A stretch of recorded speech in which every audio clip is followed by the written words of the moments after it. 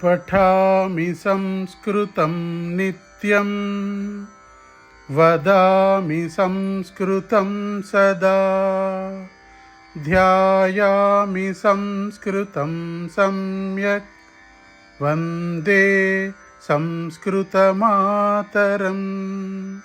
वन्दे संस्कृतमातरं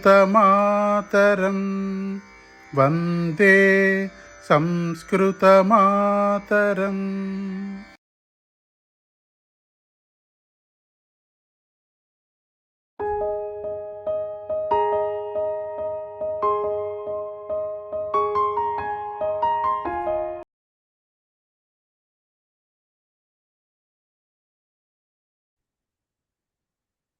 ధ్యేయమంత్రః. నగేష్ గారు అన్మ్యూట్ చేసుకుని పాడండి సార్. ధ్యేయమంత్రః. పఠామి సంస్కృతం నిత్యం వదామి సంస్కృతం సదా ధ్యాయామి సంస్కృతం సమ్యక్ వందే సంస్కృతమాతరం సంస్కృతస్య ప్రసారాయ నైజం సర్వం దదామ్యహం సంస్కృతస్య సదా భక్తో వందే సంస్కృతమాతరం సంస్కృతస్య కృతే జీవన్ సంస్కృతస్య కృతే యజన్ ఆత్మానమాహుతం మన్యే వందే సంస్కృతమాతరం వందే సంస్కృతమాతరం. అస్తు, ధన్యవాదాः.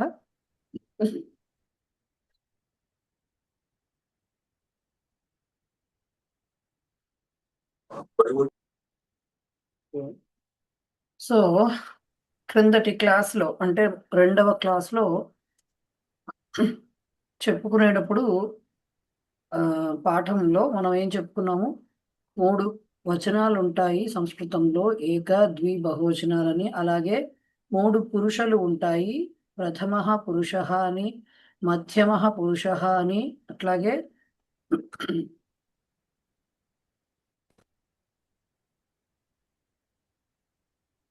మధ్యమః పురుషః అని, ఉత్తమ పురుషః అని 3 పురుషులు ఉంటాయి అని చెప్పుకున్నాము. అట్లాగే ఒక్క నిమిషము.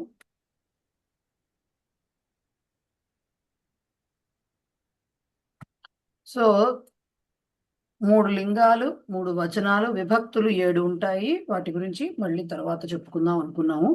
సో దీంట్లో పుంలింగంలో అయితే జనరల్గా చెప్పుకునేది, పుంలింగంలో విసర్గలు ఉన్న శబ్దాలు పుంలింగాలని, దీర్ఘాంతాలుగా ఉన్నవి స్త్రీలింగాలని, ముకారాంతాలుగా ఉన్నవి నపుంసకలింగాలని చెప్పుకోవడం జరిగింది. దీంట్లో చాలా చాలా వైడ్ వెరైటీ ఆఫ్ ఎక్సెప్షన్స్ ఉంటాయండి. ఎక్సెప్షన్స్ ఇన్ ద సెన్స్, పుంలింగ పదాలంటే ఏవేమిటి ఉంటాయి, స్త్రీలింగ పదాలు ఏమేమి ఉంటాయి, అలాంటివన్నీ చాలా డెఫినిషన్స్ ఉన్నాయి. మనకు అవన్నీ చెప్పలేదు.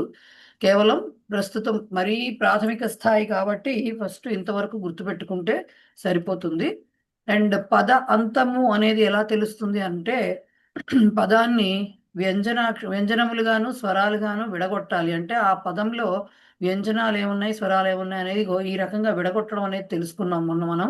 సో అలా విడగొట్టినప్పుడు చివరిగా వచ్చేది, ఆ పదంలో చివరిగా వచ్చేది ఏ అక్షరం అయితే ఉంటుందో ఆ పదము యొక్క అంతము దాన్ని అంటారు. అలాగా అకారాంత శబ్దమని, ఆకారాంతమని, అకారాంత నపుంసకలింగం అని, ఇలాగా ఇవి కూడా చెప్పుకోవడం జరిగింది లాస్ట్ క్లాస్లో. ఇకపోతే ప్రథమః పురుషః అని చెప్పినప్పుడు 3 పురుషులు ఉంటాయి. ప్రథమః పురుషః, అలాగే మధ్యమః పురుషః, అలాగే ఉత్తమః పురుషః అనేది ఉంటుంది. అంటే ఏమిటి చెప్తాయి అవి అంటే, ప్రథమ పురుష అంటే ఇంకా మిగతా ప్రపంచంలో అన్నీ కూడా ప్రథమ పురుష కిందకే వస్తాయి. ఎక్సెప్ట్ నీవు, మీరు, మీ ఇద్దరు, అండ్ నేను, మేమిద్దరం, మేము ఆర్ మనము, ఇలాంటి శబ్దాలు తప్ప మిగతా అవన్నీ కూడా ప్రథమ పురుష కిందకే లెక్కకు వస్తాయి అని చెప్పుకున్నాము. నీవు అది చెప్పాలంటే నీవు, మీ ఇద్దరు, ద్వివచనం ఉంటుంది కాబట్టి మీ ఇద్దరు అనే విషయం కూడా మాట్లాడుకోవాలి. సో నీవు, మీరు, మీ ఇద్దరు ఇట్లాంటివి యుష్మద్ అనే శబ్దం కిందకు వస్తాయని, అంటే ఆ శబ్దం నుంచి, యుష్మద్ అనే మాట నుంచి ఇవన్నీ కూడా పుడతాయన్నమాట. సో వాటన్నిటికీ మూలమైనటువంటి మాటని, పదాన్ని ప్రాతిపదికం అంటారని చెప్పుకున్నాం మనము. యుష్మద్ శబ్ద రూపాలన్నీ కూడా మధ్యమ పురుష కిందకి లెక్కకు వస్తాయి. అలాగే నేను, మేమిద్దరం, మేమందరం అని చెప్పేవి ఏవైతే ఉన్నాయో అవన్నీ అస్మద్ శబ్ద రూపాలు అంటారు వాటిని. సో ఆ అస్మద్ అనేది ఉత్తమ పురుష కిందకు వస్తుంది. సో అవి రెండూ కాక మిగతా ఇంకా ఏ రకమైన వస్తువో మనిషో ఏం తీసుకున్నా సరే అన్నీ కూడా ప్రథమ పురుష కిందకే లెక్క వస్తాయి. దీంట్లో భవాన్ అనే ఒక శబ్దం ఉంది. దానికి స్త్రీలింగ రూపం భవతి అని ఉంటుంది. సో ఈ భవాన్ భవతి అనేవి కూడా ఎదుటి మనిషిని ఉద్దేశించి చెప్పేవే. కాకపోతే ఇవి యుష్మత్ శబ్ద రూపాలు కావు కాబట్టి వీటిని ప్రథమ పురుష కిందకి లెక్క కడతాము. ఎందుకు ఈ పురుషులు వీటి వలన ఎందుకు మనకి ఏదైతే ఏముంది మనకి ఇప్పుడు డిఫరెన్స్ ఏమిటి అంటే నెక్స్ట్ దీంట్లోకి వెళ్ళేది క్రియాపదం చెప్పుకోబోతున్నాము. క్రియాపదంకి ఇవన్నీ కూడా ఆ వేరియేషన్స్ అన్నీ కూడా కనపడుతూ ఉంటాయి అన్నమాట. దానికంటే ముందర ఇప్పుడు మీకు చాలా మందికి నామవాచకాలు, సర్వనామాలు ఇలాంటివన్నీ అంటే తెలుసు కదా. నామవాచకాలు అంటే పేర్లు చెప్పేవి. మనం దాంట్లో కూడా మళ్ళీ చెప్పాలి అంటే వ్యక్తివాచకము, జాతివాచకం ఇలాంటివన్నీ కూడా అంటే proper nouns, common nouns, collective nouns ఇలాంటివి రకరకాలు కూడా ఉన్నాయి. సో అవన్నీ కూడా మనం నౌన్స్ నామవాచకాలు అని తీసుకుంటే వాటిని గనక వాటి ప్లేసుల్లో వాడేవి అంటే నామవాచకం ఒకసారి చెప్పిన తర్వాత మళ్ళీ మళ్ళీ రాముడు అయోధ్య నగరానికి యువరాజు, రాముడు అడవికి వెళ్ళాడు, రాముని భార్య సీత ఇలా చెప్పం కదా. ఒక్కసారి రాముడు అని వాడిన తర్వాత అతను అనే మాట వాడుతూ ఉంటాం దాని ప్లేస్లో. కాబట్టి వాటిని సర్వనామాలు అంటాం. ఇవన్నీ కూడా అందరికీ తెలుసు. సో ఈ సర్వనామాలు కూడా కొన్ని ఉన్నాయి మనకి. సర్వనామాలు ఇంగ్లీష్లో చెప్పాలనుకోండి జస్ట్ హీ అంటాం. అది అతడవ్వచ్చు, ఇతడవ్వచ్చు, హీ అని అంటాం మనం, రైట్. అలాగే ఆమె అవ్వచ్చు, ఈమె అవ్వచ్చు, ఏదైనా కూడా షీ అనే దాంతో చెప్తాం మనం. అది ఇది ఏదైనా అవ్వచ్చు, దాన్ని ఇట్ అనే దాంతో మాత్రమే చెప్తాం. అలాగే వారు, వీరు ఏం చెప్పాలన్నా దే అనే మాట ఒక్కటే చెప్తాం. కానీ మన తెలుగులో కూడా డిఫరెన్స్ ఉన్నాయి కదా. అతడు అంటున్నాము, ఇతడు అంటున్నాము, ఆమె, ఈమె అంటున్నాము, అది, ఇది, వారు, వీరు ఇన్ని మాటలు మాట్లాడుతున్నాం. ఈ వారులో మళ్ళీ ఇంగ్లీష్లో ఉండకపోవచ్చు, తెలుగులో కూడా ఉండకపోవచ్చు, కానీ వారు అనేది సంస్కృతంలో పుంలింగంలో వారు ఉంటుంది, స్త్రీలింగంలో వారు ఉంటుంది, నపుంసకలింగంలో అవి ఉంటుంది. అలాగే వీరు అనేది కూడా స్త్రీలింగంలో వీరు, పుంలింగంలో వీరు, నపుంసకలింగంలో ఇవి అనేవి కూడా మాటలు ఉంటాయి. సో ఓవరాల్గా ఇప్పుడు ఏమైంది, అతడు, ఆమె, అది వారు, ఇతడు దాంట్లో వారులో మళ్ళీ 3 లింగాలు. ఓకే, ఇతడు, ఈమె, ఇది, ఇవిలో 3 లింగాలు మళ్ళీ. ఓకే, ఇట్లాగా డిఫరెంట్ పదాలు ఉన్నాయి సంస్కృతం. అతడు అని జనరల్గా ఎవరిని అంటాము అంటే దూరంగా ఉన్న వ్యక్తిని చెప్పాల్సి వచ్చినప్పుడు అతడు అంటాం. దగ్గరగా మనల్ని ఉద్దేశించి చెప్పాడు, మనల్ని పాయింట్ ఆఫ్ వ్యూలో పెట్టుకుని మనల్ని మనం దృష్టిలో పెట్టుకుని దగ్గరగా ఉన్న వాళ్ళ గురించి చెప్పాల్సి వచ్చినప్పుడు ఇతడు, ఈమె, ఇది, ఇవి ఇట్లాంటివన్నీ దగ్గరలో ఉన్న వాళ్ళకి చెప్తాం. దూరంగా ఉన్న వాళ్ళకి ఇది సంస్కృతం టర్మినాలజీ.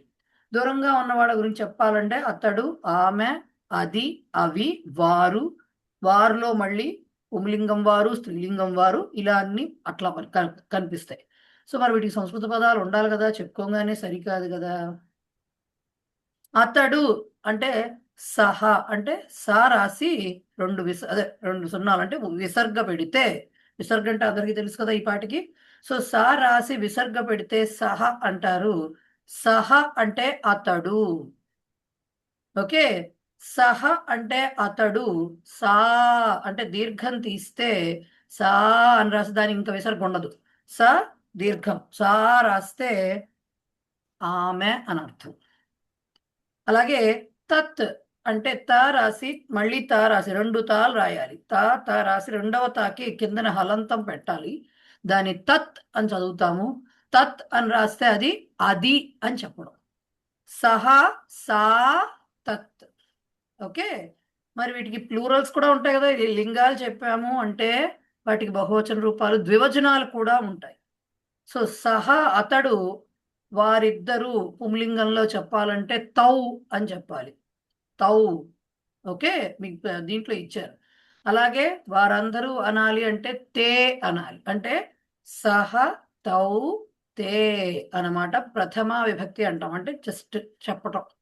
అతడు, వారిద్దరూ, వారందరూ పుంలింగంలో చెప్పడానికి. అలాగే ఆమె, వారిద్దరూ, వారందరూ అని చెప్పటానికి సా, తే, తాహ అంటారు. సా, తే, తాహ. ఆమె, వారిద్దరూ, వారందరూ అనడానికి. అది, అవి రెండు, అవి అన్నీ అని చెప్పటానికి తత్, తే, తాని అంటారు. తత్, తే, తాని. సహ, తౌ, తే, సా, తే, తాహ, తత్, తే, తాని. ఇవి దూరంగా ఉన్న వస్తువులో, మనుషులో వాటికి సంబంధించిన ఏక, ద్వి, బహువచనాలు, స్త్రీలింగ, పుంలింగ, నపుంసకలింగాలు. ఓకే. అలాగే ఇతడు, ఈమె ఇవన్నీ కూడా చెప్పాలి కదా! దానికి చెప్పటానికి 2 రకాలుగా ఉన్నాయన్నమాట సంస్కృతంలో. ఇతడు, వీరిద్దరు, వీరందరూ అనడానికి 2 పదాలున్నాయి. ఫస్ట్ ఏషః అనే పదం ఒకటుంది. ఏషః అంటే ఇతడు. ఓకే. ఏషః ఇతడు, ఏతే వీరిరువురు, ఏ ఏ ఏషః ఏతౌ వీరిరువురు, ఏతే వీరందరూ. ఏషః ఏతౌ ఏతే ఇది పుంలింగ రూపం అన్నమాట. దానికే స్త్రీలింగ రూపం ఏషా, ఏతే, ఏతాః. ఏషా, ఏతే, ఏతాః. ఈమె, వీరిరువురు, వీరందరూ. అదే నపుంసకలింగం చెప్పాలని మీకు అన్ని టేబుల్స్ ఇచ్చారండి. దానివే చెప్తున్నాను. ఏతత్, ఏతే, ఏతాని. ఏతత్, ఏతే, ఏతాని. ఇది, ఇవి రెండు, ఇవి అన్నీ అని చెప్పడం అన్నమాట. ఓకే. సో ఏషః ఏతౌ ఏతే, ఏషా ఏతే ఏతాః, ఏతత్ ఏతే ఏతాని. ఇది ఒక సెట్. ఓకే. ఇది ఒక సెట్. అలా అదే కాకుండా మళ్ళీ ఇతడు అనడానికి వేరే పదాలు కూడా ఉన్నాయి.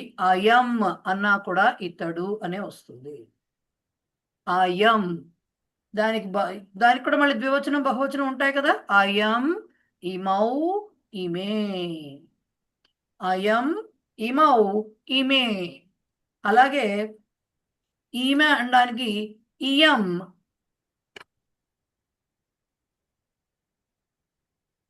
ఈమె అనడానికి ఇయం, ఇమే, ఇమాహ.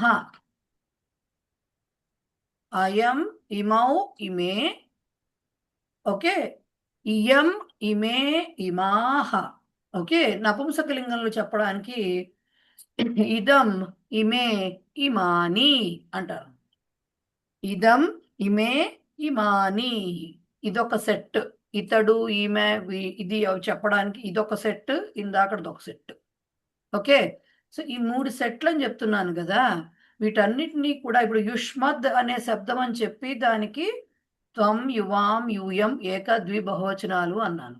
అస్మత్ అనేది చెప్పి అహం, ఆవాం, వయం అనేవి ఏక, ద్వి, బహువచనాలు అన్నాను. సో ఎప్పుడైతే ఈ అస్మద్, యుష్మద్ అనేవి నుంచే కదా ఈ 3 శబ్దాలు పుట్టాయి. సో వీటినేమన్నాం? ప్రాతిపదికం అన్నాము. అస్మద్ అనేది ప్రాతిపదిక నుంచి పుట్టాయి ఆ 3. యుష్మద్ అనే ప్రాతిపదిక నుంచి పుట్టాయి ఆ 3 అని. సో వీటికి కూడా ఆ రూట్ వర్డ్ అనేది ఒకటుంటుంది. మూల పదం, నామవాచకానికి మూల పదాన్ని ప్రాతిపదికం అంటారు.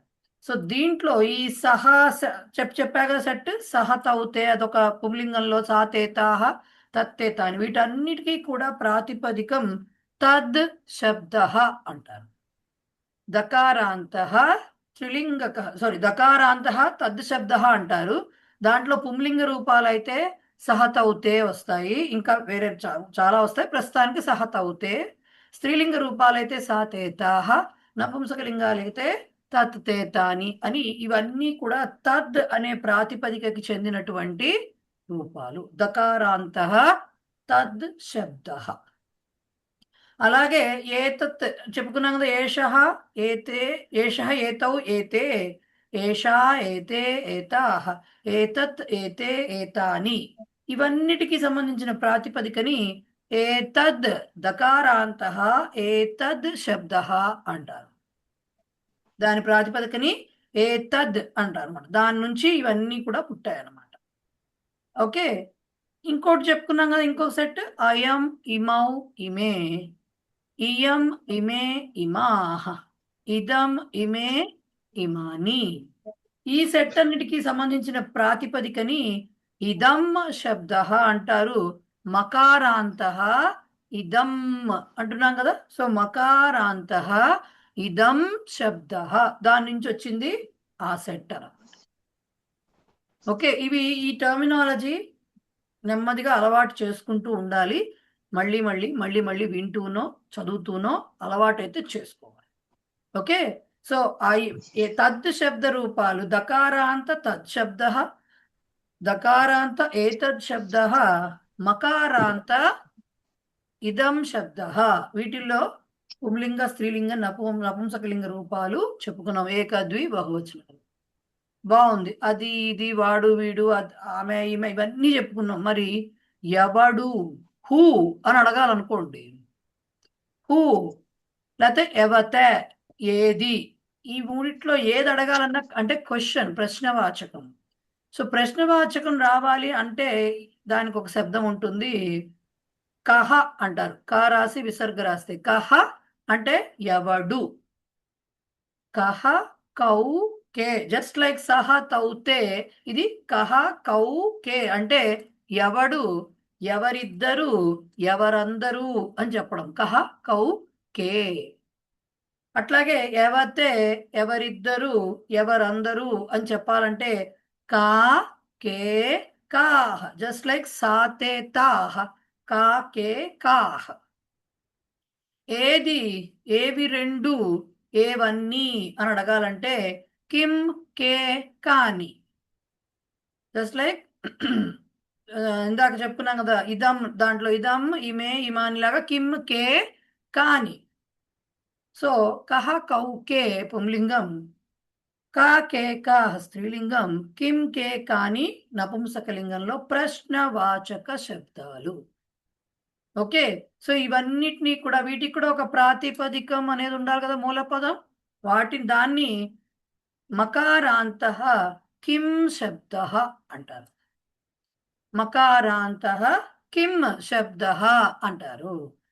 ఓకే, కిం శబ్ద. సో మీకు అక్కడ టేబుల్స్ లో ఇచ్చినవన్నీ కూడా అవేనమాట. ఓకే, దకారాంత తత్ శబ్ద, సహ తౌతే సాతే తాః తత్తే తాని, దకారాంతః ఇదం శబ్ద, సారీ మకారాంతః ఇదం శబ్ద, అయం ఇమౌ ఇమే, ఇయం ఇమే ఇమాః, ఇదం ఇమే ఇమాని. అలాగే దకారాంతః ఏతత్ శబ్ద, ఏషః ఏతౌ ఏతే, అలాగే ఏషా ఏతే ఏతాః, ఏతత్ ఏతే ఏతాని. తర్వాత ప్రశ్నవాచక శబ్దాలు మకారాంతః కిం శబ్ద, కహ కౌ కే, కా కే కాహ, కిం కే కాని. ఓకే, ఇవన్నీ కూడా సర్వనామాలు అండ్ ప్రశ్నవాచక శబ్దాలు, pronouns and question interrogative words. ఓకేనా. సో ఇవి వచ్చిన తర్వాత ఇప్పుడు ఇవన్నీ ఎందుకు చెప్పుకున్నాము, వీటిల్లో ఇప్పుడు ఈ సహా కానీ ఏ తత్శబ్ద రూపాలు కానీ ఏ తత్శబ్ద రూపాలు కానీ ఆర్ అదేంటి ఇదం శబ్ద రూపాలు, ఇవన్నీ కూడా ప్రథమ పురుష కిందకే వస్తాయిగా. మరి అవేమి యుష్మత్ కాదు అస్మత్ కాదు, కాబట్టి అన్నీ ప్రథమ పురుష కిందకే వస్తాయి. ఇప్పుడు ప్రథమ పురుష అంటే ఏంటో డెఫినిషన్ తెలిసింది. ఇవే కాదు, కేవలం సర్వనామాలు కాదు. ప్రథమ పురుష అంటే రామ, కృష్ణ, సీత, గీత, పుస్తకం, పుష్పం, ఇవన్నీ ప్రథమ పురుష కిందకే వస్తాయి. సో ప్రథమ పురుష అంటే ఏమిటి, మధ్యమ పురుష అంటే ఏమిటి, ఉత్తమ పురుష అంటే ఏమిటి అనేది ఒక ఐడియా అయితే వచ్చి ఉంటుంది ఈ పాటికి, రైట్? అవునా. ఇప్పుడు మనం ఏం చెప్పుకోవాలి అంటే క్రియాపదం. ఓకే, ఎప్పుడైనా సరే వాక్య నిర్మాణం అనేది ఫస్ట్ జరిగేది కర్తతో కాదు, క్రియతో జరుగుతుంది. ఒక పని జరిగితే అది ఎవరు చేశారు, ఎందుకు చేశారు, ఎవరితో కలిసి చేశారు, దేంతో చేశారు, ఇలాంటివన్నీ దాని చుట్టూ అల్లుకునే ప్రశ్నలు. కానీ ముందు జరగవలసింది క్రియ, రైట్? ఒక పని జరగాలి. సో ఆ పని తెలిపేది ఏమిటి? క్రియాపదం. పనిని చెప్పేటటువంటి వర్డ్ ఏంటి? క్రియాపదం అంటాం దాన్ని. ఆ క్రియాపదానికి ఇప్పుడు తెలుగులో మనం ఎలా చెప్తాము? బాలుడు అని చెప్పాలనుకోండి. అప్పుడే చదవడము, బాలుడు చదవటం అనే క్రియ అని చెప్పాలనుకోండి. ఎలా చెప్తాము? బాలుడు చదువుతున్నాడు అంటాం. అవునా? అదే చదవడం క్రియని బాలిక చేసిందనుకోండి. బాలిక చదువుతున్నది అంటాం. అవునా? అదే చదవటం అనేది క్రియ. అదే పని. చదవడం అనేదే పని. కానీ ఆ చదువుతున్న పర్సన్‌ని బట్టి అంటే ఆ క్రియను చేస్తున్నటువంటి కర్తను బట్టి అక్కడ క్రియాపదం అనేది మార్పు చెందుతోంది. ఎలాగా? అది పుంలింగం అయ్యేసరికి బాలుడు అయ్యేసరికి చదువుతున్నాడు అంటున్నాము. మనకెవరు చెప్పలా. చిన్నప్పటి నుంచి అలవాటైపోయింది అలా మాట్లాడటం మనకి తెలుగులో. అలాగే బాలిక అనేసరికి చదువుతున్నది అని చెప్తున్నాం. అలా అది కాకుండా లేదు బాలుడు, బాలిక వద్దు నువ్వు అనాలనుకోండి.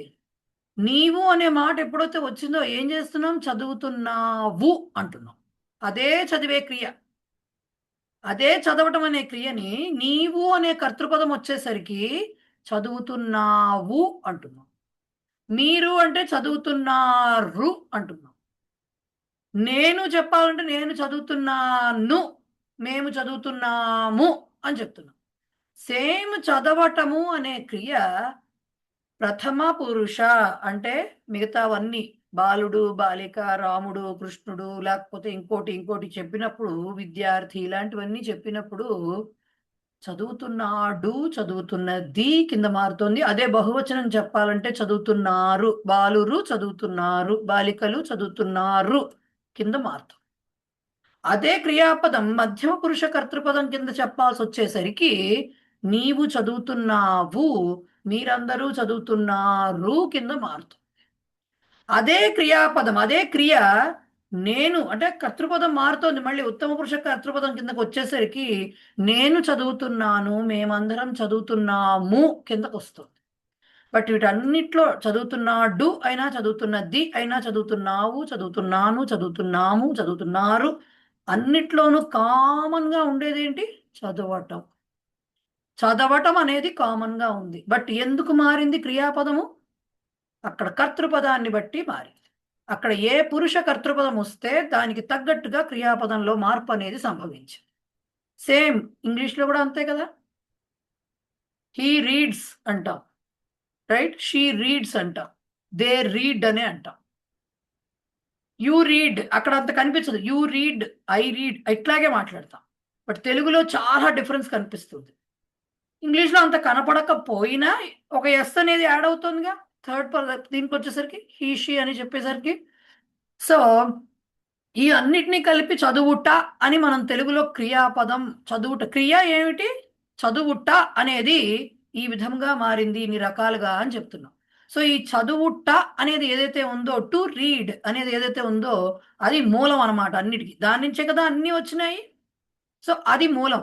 సో, ఇందాక మనం ఏం చెప్పుకున్నాము? నామవాచకాలకి మూలము దాని నుంచి ఇవన్నీ వచ్చాయి అని చెప్పాం. సో, దాన్ని ప్రాతిపదికం అన్నాం. గుర్తుపెట్టుకోండి ఈ టర్మినాలజీ. నామవాచకాలకి ప్రాతిపదికం అంటారు. నామవాచకాలకి మూల పదం ఏదైతే ఉందో దాన్ని ప్రాతిపదికం అంటారు. ఇప్పుడు వేటి గురించి మాట్లాడుతున్నాము?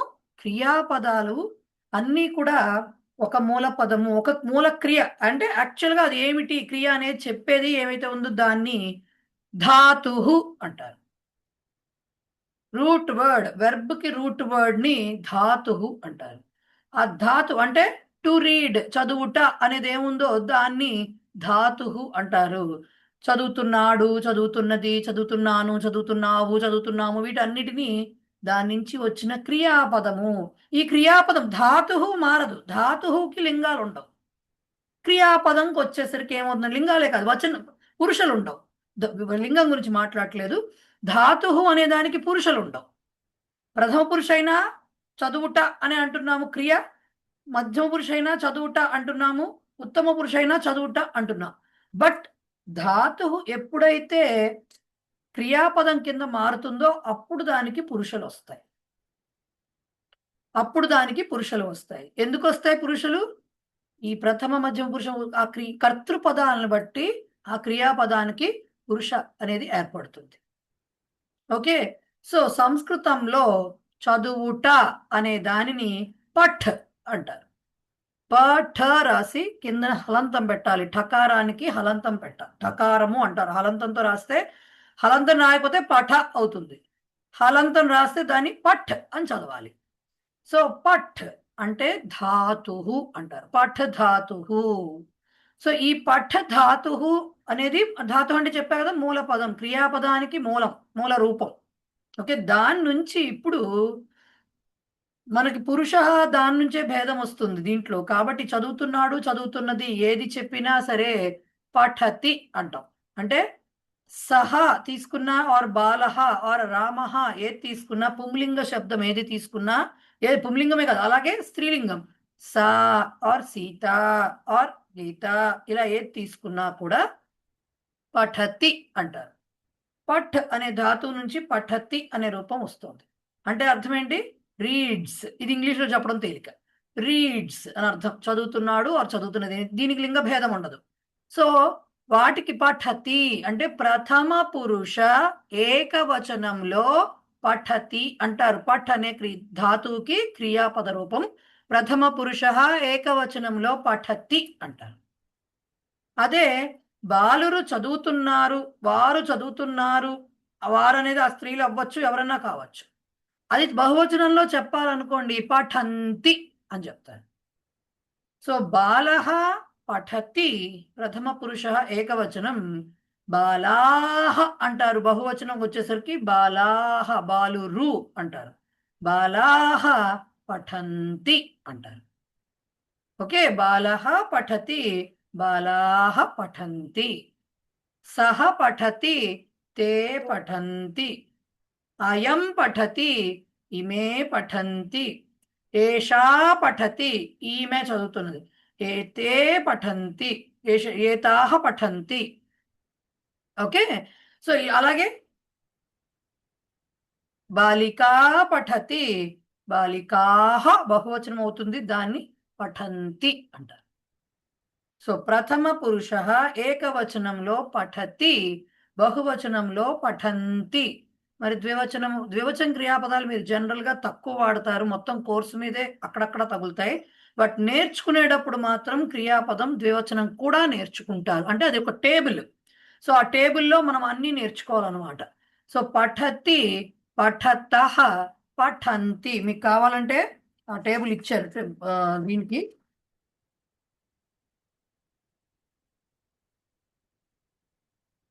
మొత్తంగా అంటే మొత్తం టేబుల్ ఇవ్వలేదు కానీ ఒకటి ఇచ్చారు. ఫస్ట్ పఠతి, పఠతః, పఠతి ఎక్కడ ఇచ్చారంటే 13వ పేజీలో విశేషము అని చెప్పిన చోట చెప్పారు చూడండి. క్రియాపదములు వర్తమాన కాలము ప్రథమ పురుష అని ఇచ్చారు. పఠతి, పఠంతి, పఠతి, పఠతః, పఠంతి, పఠతి, పఠతః, పఠంతి. ఈ పాఠంలో కేవలం ప్రథమ పురుష గురించి మాత్రమే రకరకాల కర్తృపదాలు తీసుకుని రకరకాల క్రియాపదాలు చెప్తారు. కాబట్టి ఈ టేబుల్ ఇంకా కంప్లీట్ అవ్వాల. దాంట్లో ఇంకో 2 లైన్స్ వస్తాయి. అది next second or third lesson లో కంప్లీట్ అవుతుంది. ప్రస్తుతానికి మనం తెలుసుకోవాల్సింది ఏంటి? క్రియాపదానికి మూల రూపాన్ని ధాతుహు అంటారు. ఈ ధాతుహు నుంచి ప్రథమ పురుష, మధ్యమ పురుష, ఉత్తమ పురుషకి ఏక, ద్వి, బహువచనాల్లో రూపాలు ఏర్పడతాయి. అంటే మొత్తం 9 రూపాలు ఏర్పడతాయి అన్నమాట. దేంట్లో? వర్తమాన కాలము, ప్రజెంట్ టెన్స్ లో. పాస్ట్ టెన్స్ గురించి మాట్లాడట్లా, ఓన్లీ ప్రజెంట్ టెన్స్ గురించి మాట్లాడుతున్నాం. వర్తమాన కాలంలో ఒక ధాతువు నుంచి 9 రకాల క్రియాపదాలు ఏర్పడతాయి. ఓకే, ఆ 9 రకాలు ప్రథమ, మధ్యమ, ఉత్తమ పురుషుల్లో ఒక్కో దానిలో ఈ ఏక, ద్వి, బహువచనాలు ఉండేసరికి ఏమవుతుందంటే 3 3 9 రూపాలు వస్తాయి. దాంట్లో కేవలం ప్రథమ పురుష మాత్రమే ఈ పాఠంలో మనం కాన్సన్ట్రేట్ చేస్తున్నాం కాబట్టి దానికి ఎట్లా ఉంటాయో మాత్రమే మన పుస్తకంలో ఇచ్చారు. పఠతి, పఠతః, పఠంతి. ఇలా ఇది ఓన్లీ అసలు ఇలా ఉంటుంది అని చెప్పడానికి. ఇలా మిగతా క్రియాపదాలకు కూడా కొన్ని ఒక 30-40 క్రియాపదాలకి డిఫరెంట్ కర్తృపదాలతోటి ఏక బహువచనాల్లో, ద్వివచన వాక్యాలు పెద్దగా ఇవ్వలేదు, అసలు ఇవ్వలేదు. ఏక బహువచనాల్లో వాక్యాలు చెప్పారు. సో ఆ వాక్యాలు చదివితే ఏకవచనం బహువచన రూపాలు ఎలా ఉంటున్నాయి, కొన్ని పదాలు, కొత్త పదాలు చాలా మందికి తెలియకపోవచ్చు కూడాను, అవి అండ్ క్రియాపదాలు ఏక బహువచనాల్లో ఎలా మారుతున్నాయి, వాటి అర్థం ఏమిటి అనేది ఇప్పుడు చూద్దాం. రైట్, చూడండి, భాషాభ్యాసము అని ఉన్నది కొత్త పుస్తకం అయితే 10వ పేజీ నా పుస్తకంలో. మరి వాక్యాలు స్టార్ట్ అవుతాయి చూడండి, వరుసగా 30, 60 వాక్యాల దాకా ఉంటాయి సుమారుగా. దాంట్లో ఫస్ట్ వాక్యములు అని ఇచ్చి వర్తమాన కాలము ప్రథమ పురుష ఏకవచనం ఇచ్చారు. ఈ ఏకవచనంలో మీకు తెలిసేది ఏమిటి?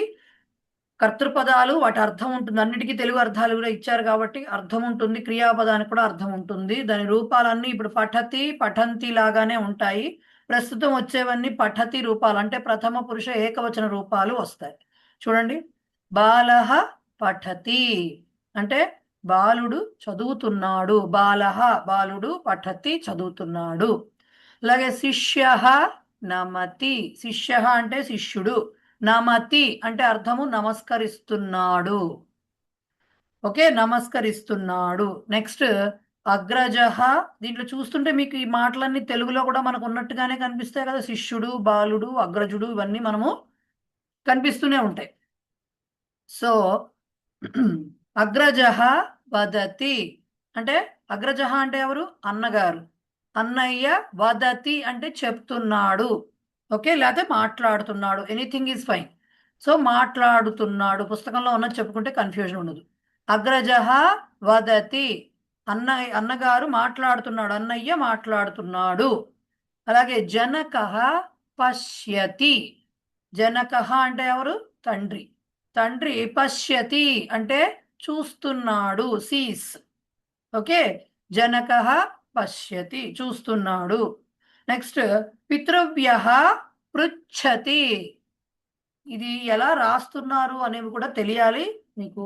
ప్రాక్టీస్ తక్కువగా ఉంటే దేవనాగరిది రాసుకోవడం కూడా ప్రాక్టీస్ చేసుకోవాలి, లేకపోతే పరీక్షలో 3 అవర్స్లో రాయడం కష్టమవుతుంది కాబట్టి. సో పితృవ్య అంటే అర్థం ఏంటంటే చిన్న అన్న అంటాం కదా, బాబాయ్. సో బాబాయ్, బ్రదర్, ఫాదర్స్ బ్రదర్ అని అర్థం అనమాట. యాక్చువల్గా అది కూడా యంగర్ బ్రదర్ అనే ఉద్దేశంలో ఎక్కువ వాడతారు. సో పితృవ్య ఏం చెప్తున్నారు? పృచ్ఛతి అంటే ఆస్క్స్, అడుగుతున్నాడు ఆర్ ప్రశ్నిస్తున్నాడు, ఏదైనా కావచ్చు. ఓకే, పితృవ్య పృచ్ఛతి. పుత్ర గచ్చతి, పుత్ర అంటే మీకు తెలుసు, పుత్రుడు అంటే కొడుకు. గచ్చతి అంటే వెళ్తున్నాడు, గచ్చతి అంటే వెళ్తున్నాడు. అశ్వ ధావతి, అశ్వ అంటే గుర్రం, హార్స్. అశ్వ గుర్రము, ధావతి అంటే పరిగెడుతున్నది. మనం తెలుగులో ఏమని చెప్తాము? గుర్రము పరిగెడుతున్నది అన్నట్టుగా మాట్లాడతాం. బట్ అశ్వ అనేది సంస్కృతంలో పుంలింగ శబ్దము. ఓకే, సో అశ్వ ధావతి, గుర్రము పరిగెడుతున్నది. అలాగే వృక్ష ఫలతి, ఫలతి అంటే ఫలించిన వృక్షము అంటారు కదా, అంటే చెట్టు నిండా కాయలు, పూలు చెట్టు అయితే పూలు వచ్చిందనమాట. సో వృక్ష ఫలతి, చెట్టు ఫలిస్తున్నది, ఫలతి. సేవక తిష్టతి. ఓకే, సేవకుడు. తిష్టతి అంటే ఏంటంటే జస్ట్ స్టేయింగ్, స్టేస్ అని అర్థం అనమాట. అక్కడ ఉన్నాడు అంతే, అలా ఉన్నాడు. ఓకే, సో సేవక అంటే ఎవరు? పనివాడు ఆర్ సేవకుడు అని రాయొచ్చు, తప్పులేదు. తిష్టతి అంటే అలా నిలిచి ఉన్నాడు, అక్కడ ఉన్నాడు అని అర్థం అనమాట. ఓకే, భిక్షుక అటతి. భిక్షుక అంటే తెలుసు మీకు, బిచ్చగాడు. అటతి అంటే వాండరింగ్ అంటాను చూసారు, అటు ఇటు తిరగడం, అలా తిరుగుతున్నాడు అని అర్థం. భిక్షుక అటతి. సహ నిందతి, అతడు నిందిస్తున్నాడు. నిందతి అంటే నిందిస్తున్నాడు, నిందించడం అంటే బ్లేమింగ్ అనమాట యాక్చువల్గా. సో నిందతి. అయం హసతి, అయం అంటే కూడా ఇతడు. సో ఇతడు నవ్వుతున్నాడు, హసతి నవ్వుతున్నాడు. అంబా పచతి, అంబా అంటే అమ్మ, పచతి అంటే వండుతున్నది, పచతి అంటే వండుతున్నది. అంబా పచతి, అమ్మ వండుతున్నది. అనుజ క్రీడతి, అనుజ అంటే చెల్లెలు. అగ్రజ పుంలింగము, అన్నయ్య. అగ్రజా స్త్రీలింగం, అక్క. అనుజ పుంలింగము, తమ్ముడు. అనుజా స్త్రీలింగం, చెల్లెలు. చెల్లెలు క్రీడతి. క్రీడతి అంటే ఆడుతున్నది. ఆడుతున్నది. అట్లాగే అగ్రజ, అనుజ వచ్చింది, ఇప్పుడు అగ్రజ వచ్చింది. అగ్రజ ఖాదతి.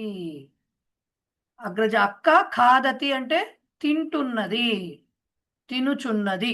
అగ్రజ ఖాదతి, ఈట్స్ అని అర్థం. నెక్స్ట్ సుతా హసతి. సుత అంటే, సుతః అంటే పుత్రుడు, కొడుకు. సుత అంటే భూమి సుత అంటారు కదా సీతాదేవిని. సో సుత అంటే కూతురు. ఏం చేస్తోందిట? హసతి, నవ్వుతున్నది. ఓకే, నవ్వుతున్నది. రమా గాయతి. రమా గాయతి. రమ పాడుతున్నది. గాయతి అంటే పాడుతున్నది. తెలుగులో రాసేటప్పుడు రమ అని రాసేసి వదిలేస్తాం, అన్లెస్ రమాదేవి అని ఉంటే తప్ప. రమ అని మాత్రమే ఉంటే కేవలం దీర్ఘం పెట్టం మాకి. కానీ సంస్కృతంలో అలా కాదు, రమా అని రాయాలి.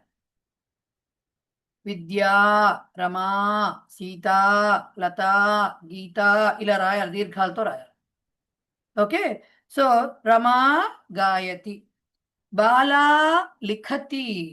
బాలహ పుంలింగం అయితే బాలా అంటే బాలిక అని అర్థం. బాలా అన్నా బాలిక అన్నా ఒకటే.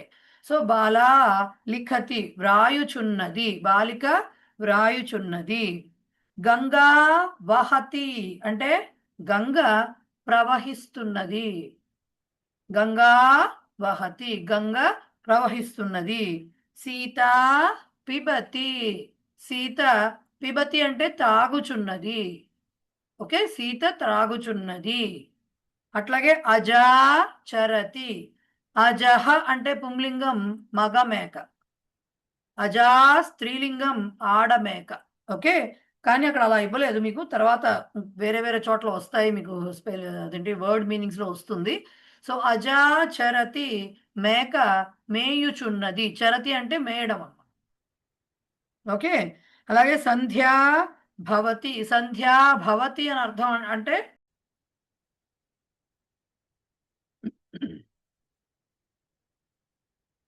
సంధ్య భవతి. సంధ్య అంటే సంధ్యాకాలము అంటే మనకు సాయంత్రం అవుతోంది అంటాం కదా. భవతి అగుచున్నది అని అర్థం అనమాట. భవతి అంటే అర్థం. అలాగే సా నయతి, ఆమె తీసుకుపోతున్నది. ఓకే, సా నయతి. అలాగే ఇయం ఇచ్చతి, ఈమె కోరుచున్నది. కోరడం అంటే కొబ్బరి కూర కాదండి. ఇచ్చతి అంటే కోరుకోవడం, విషస్ అంటామే అదనమాట. సో సారీ, ఇయం ఇచ్చతి కోరుతున్నది. అలాగే దాన్ని ఇష్టపడుతున్నది, అది ఇంకా బెటర్గా ఉంది నిజం చెప్పాలంటే. ఓకే, ఈమె ఇష్టపడుతున్నది. సో పుష్పం వికసతి, పువ్వు పూస్తున్నది అంటామే. సో పువ్వు వికసిస్తున్నది, అదే పూస్తున్నది అనేది మన తెలుగులో మనం మాట్లాడుకునే మాట. ఫలం పతతి. పుష్పం, ఫలం ఇవన్నీ నపుంసకలింగ శబ్దాలు. ఫలం పతతి, ఫలం పండు పడుతున్నది. పతతి అంటే పడుతున్నది.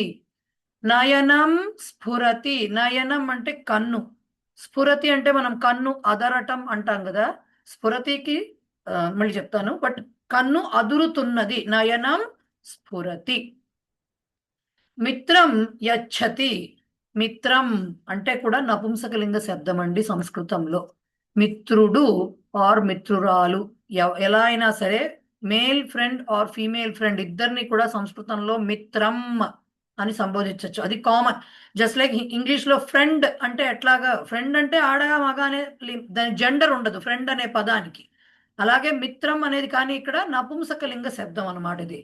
సో మిత్రం యచ్చతి అంటే గివ్స్, ఇస్తున్నాడు ఆర్ ఇస్తున్నది, ఎలా అయినా పర్వాలేదు. జలం స్రవతి, నీరు కారుచున్నది. జలం స్రవతి, స్రవిస్తున్నది అంటామే మనం, కారుతున్నది అదనమాట జలం స్రవతి. తత్ పతతి, అది పడుతున్నది. అది అనేది ఏదైనా కావచ్చు. తత్ పతతి, అది పడుతున్నది. ఇక్కడ మీకు అందరికి కొంచెం కష్టంగా అనిపిస్తుందేమో, తెలియదు కానీ ఈ క్రియాపదాలన్నీ అర్థాలు ఇవన్నీ తెలియాల్సిందే, అవి నేర్చుకోవాల్సిందే, వేరే దారి లేదు. కాకపోతే బట్టి కొట్టినట్టుగా చిన్నప్పుడు పుస్తకం పట్టుకుని చదివినట్టుగా అలా చదివితే రావు. గుర్తు పెట్టుకుంటూ కొంచెం కొంచెంగా ముందుకు వెళ్తున్నాడు, ఆటోమేటిక్గా గుర్తుంటాయి కొన్ని. బట్ ఇవి తెలియాల్సిన విషయాలు అనమాట. అంటే భాషలో వాక్య నిర్మాణం చెయ్యాలంటే క్రియాపదము కొన్ని వొకాబులరీ అనేది ఉండాలి కదా! పదజాలం మనకు కావాలి. అవి నేర్చుకోవాల్సిందే. ఓకే. అండ్ ఇక్కడ ఇంకోటి చెప్పదలుచుకుంది ఏంటంటే సంస్కృతంలో ఆల్మోస్ట్ ప్రతి పదానికి చాలా అర్థాలుంటాయి. చాలా అర్థాలుంటాయి. ఇప్పుడు జస్ట్ స్ఫురతి అని చెప్పాననుకోండి. స్ఫురతి అంటే కన్ను గాబట్టి, నయనం స్ఫురతి అంటే కన్ను గాబట్టి అదురుతోంది అనే మాట వాడతాం. అదురుతున్నది అని. నక్షత్రం స్ఫురతి అన్నామనుకోండి. నక్షత్రం మిలమిలలాడుతున్నది అని. అంతేగాని అక్కడ నక్షత్రం అదరడం అనే మాట వాడకూడదు. నక్షత్రం మినుకు మినుకుమంటోందంటాం కదా! బ్లింక్ అవ్వడం. దాన్ని కూడా స్ఫురతి అంటారు. సో, సందర్భాన్ని బట్టి సంస్కృతంలో ఒక్కొక్కసారి ఒక పదానికి విపరీత అర్థాలు గూడా వచ్చే అవకాశం ఉంది. అది సంస్కృత భాష యొక్క గొప్పతనం అన్నమాట. చాలా అర్థాలుంటాయండి. ఒక్కొక్క పదానికి ఒక సందర్భంలో ఒక అర్థంలో వాడితే, రెండవ సందర్భంలో వేరే అర్థంలో వాడేదానికి చాలా అవకాశాలు మనకి సందర్భాలు గూడా కనపడుతూ ఉంటాయి అట్లాంటివి. ఇంకొక పాయింట్ మిత్రం అనే మాట చెప్పాను. ఒక చిన్న డౌట్ అండి. చిన్న చెప్పండి. Doubt madam. ఇప్పుడు మీరు భవతి అంటే సంధ్యాభవతి అంటే సంధ్యాకాలం అవుతున్నది అన్నారు. హ్మ్. భవత్ అన్న శబ్దానికి వేరే అర్థం వస్తుంది. భవతి అన్నదానికి వేరే అర్థం వస్తుంది. సో ఇక్కడ భవతికి మీరు అవుతున్నది అన్నారు. భవతి ఇప్పుడు భవతి భిక్షాం దేహి అన్నాం అనుకోండి. అక్కడ ఈ ఈ సెంటెన్స్ ఈ పదంని వేరే విధంగా వాడుకలోకి వస్తుంది కదా అక్కడ. ఇప్పుడు ఇక్కడ వాడింది సంధ్యాభవతి అని రాసిన చోట భవతి అనేది క్రియాపదం అండి. ఓకే. అంటే జస్ట్ బీయింగ్ అనే అర్థంలో, ఎగ్జిస్టింగ్ అలాంటి అర్థంలో వాడేటటువంటి క్రియాపదం. మీరు చెప్తున్నది భవాన్ భవతి అని చెప్పాను చూసారు నేను ఇందాక నామవాచకాల్లో, సర్వనామాల్లో. ఎదురుగా ఉండే వ్యక్తిని పుంలింగం అయితే భవాన్ అని సంబోధిస్తాము. అదే స్త్రీలింగం అయితే భవతి అంటాము. అది నామపదం కింద వస్తుందన్నమాట. నౌన్ కింద వస్తుంది. అదేమో వేరు. ఇది క్రియాపదం. ఇది వేరు, అది వేరు. రెండిటిని మిక్స్ చేయకూడదు. ఓకే. అది వేరు కాండం ఎలా తెలుస్తాయి మనకి అంటే, ఇదిగో ఇక్కడ సంధ్యా భవతి అంటే వాక్యం కంప్లీట్ అయిపోయింది. ఫుల్ స్టాప్ పెట్టారు. సంధ్యా భవతి అని రాసి ఫుల్ స్టాప్ పెట్టారు. సో, భవతి అనే దానికి భూ అనే ధాతువు అంటారు. అంటే టు ఎగ్జిస్ట్ అనే మీనింగ్ వస్తుంది. ఆ దాంట్లో ప్రథమ పురుష ఏకవచనానికి భవతి అని వస్తుంది. బహువచనంలో భవంతి అని వస్తుంది. మీకు అదే కాదు. మీకు ఏంటి శుభం భూయాత్ అంటాం. అది కూడా ఆ భూధాతుకు సంబంధించిన ఆ భూయాత్ అనేది కూడా ఒక రకమైన రూపం. భవతు అని వాడుతూ ఉంటారు మీరు. ఓకే. భవతు అనేది కూడా దానికి సంబంధించిందే ఒక రూపం అన్నమాట. సో, ఇవన్నీ మీకు వస్తాయి. భూయాత్ రాదు గాని భవతు వస్తుంది. తర్వాత వస్తాయి నెమ్మదిగా ఒకటొకటి. బట్ ధాతువుకి క్రియాపదానికి వాడేటటువంటిది వేరండి. నామపదాలు వేరు. రెండిటిని మిక్స్ చేసుకోకండి. ఓకేనా? సో, ఇప్పుడు మిత్రం గురించి చెప్తున్నాను గదా! మిత్రం అనేది నపుంసకలింగ శబ్దము మనకు దేంట్లో సంస్కృతంలో. ఓకే. మిత్రం అనే రాయాలి. మిత్రః పుంలింగంలో చెప్పాం గదా! నా ఫ్రెండ్ వస్తున్నాడు అని చెప్పాలి అంటే మమ మిత్రః అని వాడకూడదు. మిత్రః అని ఎప్పుడైతే వాడతామో ఇక్కడ చాలా మందికి సూర్య నమస్కారాలు, సూర్యుడి పేర్లు ఐడియా ఉండుంటాయి. మిత్రః అంటే సూర్యుడు. మిత్రాయ నమః అంటారు. సో, మిత్రః అంటే సూర్యుడిని మిత్రః పుంలింగ రూపం అంటే ఆ విసర్గల రూపంతోటి వచ్చేది సూర్యుడిని అంటారు. ఎవరు మధ్యలో అన్‌మ్యూట్ చేసుకోవద్దండి దయించి.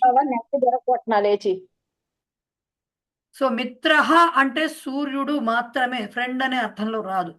ఫ్రెండ్ అనే అర్థంలో రావాలంటే మిత్రం అని నపుంసకలింగ రూపమే. ఇంకా చాలా పదాలున్నాయి. ఫ్రెండ్ అని రావడానికి సఖ అనొచ్చు, సుహృద్ అనొచ్చు, ఇలా చాలా ఉన్నాయన్నమాట. స్నేహితః అనొచ్చు. చాలా పదాలున్నాయి. బట్ మిత్రం అనేది కూడా ఉంది. అది నపుంసకలింగ పదము. ఓకే. గబుక్కున చాలా చోట్ల చాలా సార్లు తప్పు చేస్తూ ఉంటారు ఈ విషయంలో. సో, ఇక్కడ ఒక 30 క్రియాపదాలు ఇచ్చారు. వాటికి కొన్ని కర్తృపదాలతోటి కూడా చిన్న వాక్యం కర్తృపదము, క్రియాపదంతోటే చిన్న వాక్యాలు ఇచ్చారు మీకు ఏకవచనంలో ప్రథమ పురుషలో. ఇప్పుడు వస్తున్న మిగతా 30 వాక్యాలు బహువచనంలో వస్తాయన్నమాట. చూడండి. చిత్రకారాః లిఖంతి. చిత్రకారాః అంటున్నాం. అంటే చిత్రకారులు. దానికి ఏకవచన రూపం ఏమవుతుంది? చిత్రకారః అవుతుంది. ఓకే. లిఖంతి అంటే వ్రాయుచున్నారు. వ్రాస్తున్నారు. వ్రాయడం అంటే గీయడం, బొమ్మ గీయడాన్ని కూడా లిఖంతి అని అంటారు. సో, చిత్రకారాః లిఖంతి. దానికి ఏకవచన రూపం ఏమవుతుంది? లిఖతి అవుతుంది. లిఖతి. ప్రతి ఎవరు మధ్యలో ప్లీజ్ నేను చెప్పేంత వరకు ఎవరికి వాళ్ళు అన్మ్యూట్ చేసుకోకండి. 50 మంది ఉంటున్నప్పుడు ఏమవుతుందంటే డిస్టర్బెన్స్ వస్తుంది క్లాస్లో. ఓకే, సో లిఖతి, లిఖంతి. సో ఇక్కడ బహువచన వాక్యాలు కాబట్టి చిత్రకారాహ లిఖంతి. అలాగే భారవాహాహ వహంతి. ఇందాక నేను చెప్పినట్టుగా నానా అర్థాలు ఉంటాయి అని చెప్పడానికి రెండో ఎగ్జాంపుల్ ఇది. వహతి అనేది ఇందాక ఎక్కడ చదివారు మీరు? గంగా వహతి అని చదివారు, గంగ ప్రవహిస్తున్నది అని. ఇక్కడ భారవాహాహ వహంతి అంటున్నాం. ఇక్కడ వహంతి అంటే మోయుచున్నారు అనే అర్థంలో వస్తాం. ఓకే, అదే వహతి వహంతియే సేమ్, ఎక్కడ రాయటంలో కూడా తేడా రాదు. వహతి ఏకవచనం, వహంతి బహువచనం. బట్ అక్కడ గంగకి వచ్చేసరికి ఏమైంది అంటే నీరు కాబట్టి అది ప్రవహిస్తున్నది అనే అర్థంలో వాడాము. ఇక్కడ భారవాహాహ అంటున్నాం. భారవాహాహ అంటే అర్థం ఏంటి? బరువును మోసేవారు. ఓకే, సో బరువును ఎవరు మోస్తారు? యూజువల్గా బరువును మోసేవారు కూలీలు. సో అందుకని కూలీలు అని ఇచ్చారు వాళ్ళు. సో బరువును మోసేవాళ్ళు కూలీలు మోస్తున్నారు. భారవాహ అంటే ఏకవచనం, దీర్ఘం తీసేస్తే ఏకవచనం అవుతుంది. వహతి వహంతి. ఓకే, చోరాహ ధావంతి. చోరహ ఏకవచనం, చోరాహ బహువచనం. ధావతి ఏకవచనం, ధావంతి బహువచనం. దొంగలు పరిగెడుతున్నారు. ఓకే, అలాగే మూర్ఖాహ నిందంతి. మూర్ఖః ఏకవచనం, మూర్ఖాహ బహువచనం. నిందతి ఏకవచనం, నిందంతి బహువచనం. మూర్ఖులు నిందిస్తున్నారు. రజకాహ క్షాళయంతి. రజకః ఏకవచనం, రజకాహ బహువచనం. చాకలివారు, చాకలివాడు. ఓకే, క్షాళయతి అంటే అర్థం ఏమిటంటే ఉతుకుతున్నారు, కడగటము. టు వాష్ అనే అర్థం. క్షాళయతి అంటే వాషెస్ అని అర్థం. సో అది బట్టలు అయితే ఉతుకుతున్నారు అని చెప్తాము, పాత్రలు లేకపోతే ఇంకోటి ఏమైనా అయితే కడగటము అని మాట్లాడతాం మనం. Okay, so రజకః చాకలివాడు, రజకాహ చాకలివారు. క్షాళయంతి, క్షాళయతి, క్షాళయంతి అంటే ఉతుకుతున్నారు. తక్షకాహ తక్షంతి. తక్షకః అంటే మనకు తెలుసు తక్షకుడు అనే పాము కింద కాదండి. తక్షకః అంటే వడ్రంగివాడు, కార్పెంటర్. ఓకే, వాళ్ళు ఏం చేస్తారు? చెక్కుతారు. సో తక్షంతి అంటే చెక్కడము, అంటే కట్ చేయటము. అది ఈ రకరకాల కార్పెంటరీ వర్క్ లో చాలా ఉంటాయి కదా, వాటికి సంబంధించింది అనమాట. సో తక్షకాహ తక్షంతి. తక్షతి ఏకవచనం, తక్షంతి బహువచనం. తక్షకః ఏకవచనం, తక్షకాహ బహువచనం. ఓకే, చెక్కుతున్నారు. గాయకాహ గాయంతి. ఇందాక ఎక్కడో గాయతి వచ్చింది మనకి ఏకవచనంలో, గాయంతి బహువచనం. గాయకః ఏకవచనం, గాయకాహ బహువచనం. సో గాయకులు పాడుతున్నారు. పాచకాహ పచంతి. ఇందాక అంబా పచతి వచ్చింది ఏకవచనంలో. పచతి పచంతి. ఇక్కడేంటి? పాచకాహ. పాచకః అంటే వంటవాడు, కుక్. పాచకాహ అంటే వంటవాళ్ళు బహువచనం. పాచకాహ పచంతి వంటవారు వండుతున్నారు. భక్తాహ ధ్యాయంతి.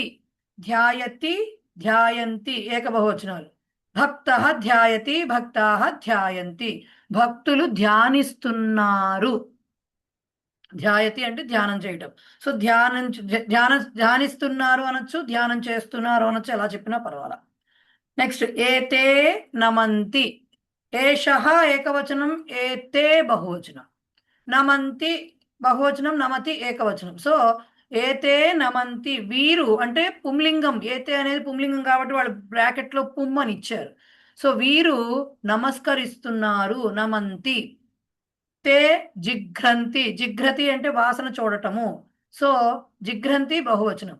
తే అన్నారు, సో బహువచనం. సహ తౌ తే అన్నమాట. వారు అంటే పుంలింగంలో వారు, ఆ మగవారు అని చెప్పుకోవచ్చు. వారు వాసన చూస్తున్నారు, జిఘ్రంతి బహువచనం వచ్చింది. అలాగే ఇమే స్మరంతి. ఇమే అంటే అయం, ఇమౌ, ఇమే ఇతడుకి ప్లూరల్, వీరు పుంలింగంలో అనమాట. ఇమే ఏమన్నారు? స్మరంతి. స్మరతి అంటే తలచుకోవటం ఆర్ స్మరించటం, అదే రాసేసుకున్నా తప్పేం లేదు. గుర్తు చేసుకోవడం, వీటన్నిటికీ కూడా స్మరతి అనేది వస్తుందన్నమాట. స్మరంతి బహువచనం అంటే ఏమన్నారు? ఇమే కాబట్టి వీరు అంటే ఈ పుంలింగంలో. ఓకే, వీరు స్మరిస్తున్నారు. 8th వాక్యం మిస్ చేశాట నేను చెప్తున్నా. నటాహ నృత్యంతి. నటులు నర్తిస్తున్నారు ఆర్ నృత్యం చేస్తున్నారు. నృత్యతి నృత్యంతి బహువచనం. నటః ఏకవచనం, నటాః బహువచనం. ఓకే. అలాగే ఏతే వదంతి, ఇందాక వదతి అనేది వచ్చింది మాట్లాడటము అని. సో ఏతే అంటే వీరు, ఏషః ఏతౌ ఏతే బహువచనం వస్తుంది అనమాట. అంటే వీరు పుంలింగంలో ఏంటి వదంతి మాట్లాడుతున్నారు. అలాగే అంధాః గచ్చంతి, అంధాః అంటే గుడ్డివారు, అంధః ఏకవచనం, అంధాః బహువచనం, గచ్చతి గచ్చంతి, సో గుడ్డివారు వెళ్తున్నారు. బధిరాః అటంతి, బధిరః అంటే ఎవరు? చెవిటివాడు. సో బధిరాః బహువచనం, చెవిటివారు. అటంతి అంటే తిరుగుతున్నారు, భ్రమణం చేస్తున్నారు, వాండరింగ్ అన్నమాట అటంతి అంటే. అలాగే కుబ్జాః ధావంతి, కుబ్జా అనే పేరు కృష్ణుడు కథలో వినుంటారు కదా, గూని ఉన్న వాళ్ళు అనమాట. గూని ఉన్న హంప్ ఉంటుంది కదా వీప్ మీద, వాళ్ళు అనమాట. సో కుబ్జాః ధావంతి, పరిగెడుతున్నారు వాళ్ళు, గూనివారు ఆర్ పొట్టివారు అని రాశారు అక్కడ. పరిగెడుతున్నారు, ధావతి ధావంతి, కుబ్జః కుబ్జాః. ఓకే. మూకాః తిష్టంతి, మూకాః అంటే మూగవారు, తిష్టంతి ఉంటున్నారు, అక్కడ ఉన్నారు అని అర్థం. తంతువాయాః వయంతి, తంతువాయాః అంటే ఎవరు? నేతవాళ్ళు, వీవర్స్. ఓకే. వాళ్ళు వయంతి అంటే నేస్తున్నారు, వయతి వయంతి. ఎవరు? తంతువాయాః వయంతి, నేతవారు నేస్తున్నారు. అలాగే అజాః చరంతి, ఇందాక అజా వచ్చింది స్త్రీలింగంలో, పుంలింగం అయితే అజహ వస్తుంది. రెండిటికి కూడా బహువచనం అజాహ అనే వస్తుంది. అజహ అజాహ, అజా అజాహ, రెండిటికి అట్లాగే వస్తుంది అన్నమాట బహువచనం. సో అజాహ చరంతి, మేకలు మేస్తున్నవి. అంబాహ యచ్చంతి, తల్లులు. అంబా ఏకవచనం, అంబాహ బహువచనం. తల్లులు యచ్చంతి ఇస్తున్నారు, యచ్చతి ఇందాక వచ్చింది, ఇప్పుడు యచ్చంతి ఇస్తున్నారు. తాహ వసంతి, స్త్రీలింగాల్లో వస్తున్నాయి ఇవి. తాహ అంటే వారు, అంటే ఆ స్త్రీలు. సా తే తాహ బహువచనం, సాకి బహువచనం తాహ. సో వారు, ఆ స్త్రీలు ఏం చేస్తున్నారు? వసంతి నివసిస్తున్నారు. ఓకే. వసంతి నివసంతి ఏదన్నా కూడా నివసిస్తున్నారు అని అర్థం అనమాట. నెక్స్ట్ ఇమాహ పశ్యంతి, ఇమాహ బహువచనం, వీరు అంటే ఈ స్త్రీలు అని అర్థం అనమాట. ఓకే. సో ఇమాహ దేనికి వచ్చింది? ఇయంకి ఇమాహ బహువచనం వస్తుంది. సో ఇమాహ పశ్యంతి చూస్తున్నారు, పశ్యతి పశ్యంతి చూస్తున్నారు. ఏతాః హసంతి, ఏషా ఏతాః బహువచనం, ఏషా ఏకవచనం. ఏం చేస్తున్నారు? హసంతి, వీరు అంటే ఈ స్త్రీలు నవ్వుతున్నారు, హసతి హసంతి. పుష్పాణి వికసంతి, ఇందాక పుష్పం వికసతి అన్నాం. పుష్పం ఏకవచనం, పుష్పాణి బహువచనం. పుష్పాణి వికసంతి, పువ్వులు పూస్తున్నవి ఆర్ పువ్వులు వికసిస్తున్నవి, ఏది చెప్పుకున్నా పర్వాలేదు. వికసతి వికసంతి. ఫలాని పతంతి, ఫలం ఫలాని ఏకబహువచనాలు. పతతి పతంతి ఏకబహువచనాలు. సో పండ్లు పడుతున్నవి. ఓకే. పండ్లు పడుతున్నవి. నెక్స్ట్ తాని పతంతి, అవి పడుతున్నవి. అవి పుస్తకాలో పళ్ళో ఇంకోటో మనకు చెప్పలేదు. అవి. తత్ తే తాని, తత్కి బహువచనం తాని. పతంతి అవి పడుతున్నవి. అలాగే ఇమాని స్ఫురంతి, ఇవి అదురుతున్నవి. ఓకే. ఇమాని, ఇదంకి ఇమాని వస్తుంది బహువచనం. స్ఫురంతి, స్ఫురతికి స్ఫురంతి. సో ఇవి అదురుతున్నవి. ఏతాని పతంతి, తత్ తాని, ఏతత్ ఏతాని, ఇవి పడుతున్నవి. ఇందాక అవి పడుతున్నవి, ఇప్పుడు ఇవి పడుతున్నాయి అనమాట. అవి పడ్డాయి, చివరికి ఇవి పడ్డాయి మొత్తానికి. సో ఇవి మీకు ఒక 30 వాక్యాలు ఇచ్చి, 30 ఏకవచన వాక్యాలు ఇచ్చారు, 30 బహువచన వాక్యాలు ఇచ్చారు. రైట్. సో వాటికి కొన్ని క్రియాపదాలు రిపీట్ అయినాయి, కొన్ని రిపీట్ అవ్వకుండా కూడా వచ్చినాయి. మనకు ఎక్సర్సైజ్, ఇప్పుడు మనం లెసన్ అయిన తర్వాత మనం ఎక్సర్సైజ్ నేను పంపిస్తాను అనమాట. ఎక్సర్సైజ్ పంపిస్తాను, ఒక 2-3 డేస్ గ్యాప్ ఇచ్చి మళ్ళీ వాటి ఆన్సర్స్ నేనే పంపిస్తాను. సో కాబట్టి మీరు ఎవరు రాసేసి నాకు పంపించేసి కరెక్ట్ చేయమని అడగక్కర్లేదు. ఆన్సర్స్ సెల్ఫ్ చెకింగ్ అన్నమాట. అందరివి కరెక్ట్ చేయడం కుదరదు కాబట్టి. నేను ఇచ్చినవే కాకుండా నేను ఇక్కడ పుస్తకంలో మనం చేస్తాం ఎక్సర్సైజ్. పుస్తకంలో చేసినవే కాకుండా మనం ఇచ్చుకున్నవే కాకుండా ఇంకా ప్రాక్టీస్ కావాలంటే ఇక్కడ ఇచ్చిన ఏకవచన వాక్యాలన్నింటినీ బహువచనంలోకి మార్చుకోవడము, బహువచన వాక్యాలన్నింటినీ ఏకవచనంలోకి మార్చుకోవడం కూడా మీకు ఒక రకమైన ప్రాక్టీసే. ఓకే, సో ఇవి క్రియాపదాలు అన్నమాట.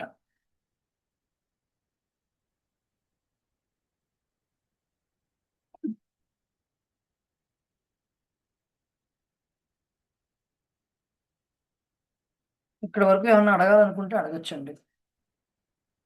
సంధ్య గారు చెప్పండి. మేడం తిష్టతి అంటే కూర్చోవడం అని కాదా? తిష్టది అంటే కూర్చోవడం కాదు, జస్ట్ ఉండడం అక్కడ, అలా అంతే.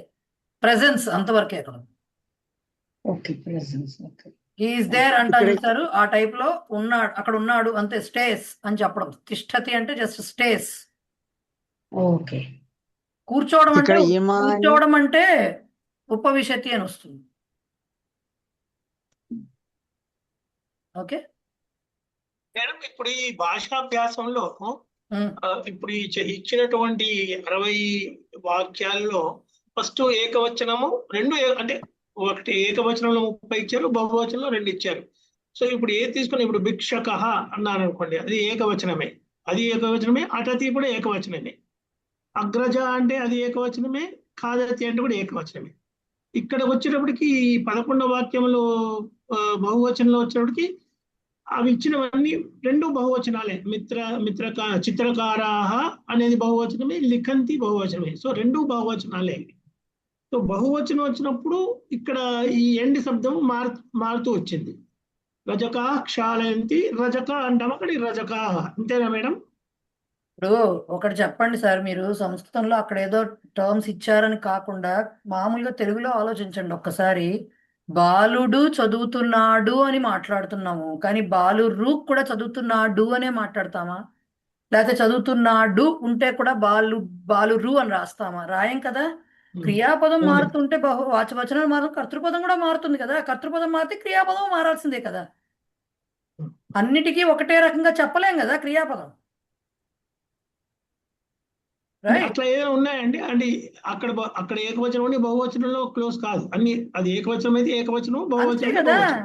ఇప్పుడు మీరే చెప్పండి సార్, తెలుగులో ఇప్పుడు ఎలా చెప్తారు? హీ ఉందనుకోండి, హీ రీడ్స్ అంటారు. దే రీడ్ అంటున్నారా లేదా? దే కూడా రీడ్స్ అని అంటారా? అనరు కదా. హీకి రీడ్ అవును. అంటారా? అనరు కదా. సో ఏకవచనం, కర్తృపదం ఏకవచనంలో ఉంటే చేసేవాడు ఒక్కడే అయితే ఒక రకంగా చెప్తాం యాక్షన్ని, చేసేవాళ్ళు చాలా మంది ఉంటే ఇంకొక రకంగా చెప్తాం యాక్షన్ని.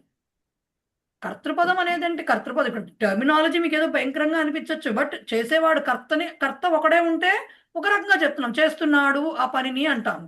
కర్తలు బోడంత మంది ఉంటే చేస్తున్నారు వాళ్ళందరూ ఆ పనిని అంటున్నాం. సో క్రియాపదం మారాల్సిందే కదా. కర్తృపదం మారితే క్రియాపదం మారుతుంది okay, compulsory. Thank you. Gopalakrishna గారు చెప్పండి సార్. మేడం దకారాంత తద్ శబ్దం అన్నారు కదా, అందులో తత్లో తద్దు రావటం లేదు కదా. దీని ఫస్ట్ లెవెల్లో ఇప్పుడు మీకు నేను ఏమని చెప్తే మీకు అర్థమవుతుంది. తత్ అన్నా తద్దన్నా ఒకటేనండి యాక్చువల్గా. తత్ అన్నా తద్దన్నా ఒకటే, బట్ దాని ఎందుకంటే శబ్దం నెక్స్ట్ మకారాంతంలో తీసుకున్నారు, అక్కడ అయం ఇయం ఇదం మకారాంతం కరెక్ట్ గా ఉంది, ఇక్కడ లేదు అని అడిగేది అంతే. లేదు. ఈ అంతాలకిను ఈ ప్రాతిపదికల తర్వాత వచ్చే రూపాలకి డిఫరెన్స్ ఉంటుంది. ఇప్పుడు బాలహ అంటున్నామండి, బాలహ అంటే బాలుడు అంటున్నాము, కానీ నేను నిన్న మనం చెప్పాను కదా బాల ప్రాతిపదిక నుంచి వస్తుంది, కానీ దాన్ని ఏం చెప్పాము? ఆ బాలాని అకారాంత శబ్దము అని చెప్పాను. బట్ అది అకారాంతం అంటే ఇల్ ప్లస్ లకారంలో హలంతము ప్లస్ ఆ వచ్చేసింది కదా, ఆ అకారాంతం వచ్చేసింది కదా. అలా ఎలా అంటారు మీరు? బాలహాలో చివరికి ఏం కనిపిస్తుంది మీకు? విసర్గ కనపడుతుంది. మరి మీరు విసర్గాంతం అంటున్నావా? అంటలేదు కదా దాన్ని. అంతాలు ప్రాతిపదికలు వేరు. ఇప్పుడు పట్టు అనేది ధాతు అని చెప్తున్నాం సార్. రూట్ వర్డ్ ఒకటి మనకున్నది. ఆ మూల పదార్థం నుంచి మనకు కావాల్సిన విధంగా మనం తీసుకుంటున్నాం, రూపాలు అనేవి ఏర్పడుతున్నాయి. రా మెటీరియల్ నుంచి మీకు కావాల్సిన షేప్ మీరు ఇచ్చుకోవాలి సార్, అది అవసరాన్ని బట్టి. సో ఇప్పుడు రూట్ వర్డ్ ఏంటవుతుంది మీకు? బాల అనేది అవుతుంది. ఆ బాల నుంచి మీరు బాలుడు అని చెప్తారా, బాలురు అని చెప్తారా, బాలుని అంటారా, బాలుని చేత అంటారా, బాలుని కొరకు అంటారా, బాలుని అదేంటి యొక్క అంటారా అనేది దాని అవసరాన్ని బట్టి రూపం మారుతుంది.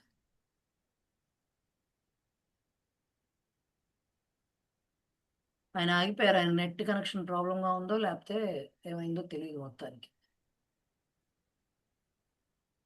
సో అదనమాట. అందుకని తద్దన్నా ఏతద్దన్నా యాక్చువల్గా ఒకటే. ఆ డిఫరెన్సెస్ తర్వాత కానీ కొంచెం ముందరికి వెళ్ళాక కానీ ఈ శబ్దాలు అంతాలు కొద్దిగా లైన్లో పడాలి. ప్రస్తుతానికి జస్ట్ విన్నది మాత్రమే, దాన్ని విశ్లేషించకుండా జస్ట్ అదొక్కటే అర్థం చేసుకోవడానికి ప్రయత్నించండి అంతవరకు. రైట్. ధాతువు ఒకటే అంటే ధాతువు ఒకటి అంటే 3 పురుషులు 3 వచనాలు అని చెప్పారు. ఇంకో 3 ఏంటండి? 3 పురుషులు 3 వచనములు 9 వస్తాయని చెప్పారు కదా. 3 పురుషులు 3 వచనాలు అంతే కదా. 3 పురుషులు ఇప్పుడు ప్రథమ పురుషుకి చెప్పాను మీకు. ఇప్పుడు ప్రథమ పురుషులో ఏకద్వి బహువచనాలు ఉంటాయి, మధ్యమ పురుషులో ఏకద్వి బహువచనాలు ఉంటాయి, ఉత్తమ పురుషులో ఏకద్వి బహువచనాలు ఉంటాయి. సో 3 9 అయిపోయింది. తర్వాత ఇమాని ఏతాని రెండుకి ఇవి అని ఉపయోగించారు ఇక్కడ తెలుగులో. ఇమాని స్ఫురంతి ఏతాని పతంతి రెండిటికి ఇవి అని ఇచ్చినారు. అది డిఫరెన్స్ అర్థం కాలేదు నాకు. ఏమీ లేదు, 2 డిఫరెంట్ పదాలు అంతే. అంతేనా? అంతే. థ్యాంక్స్. బాలహ అన్నా బాలకహ అన్నా కూడా బాలుడు అనే చెప్తున్నాను నేను.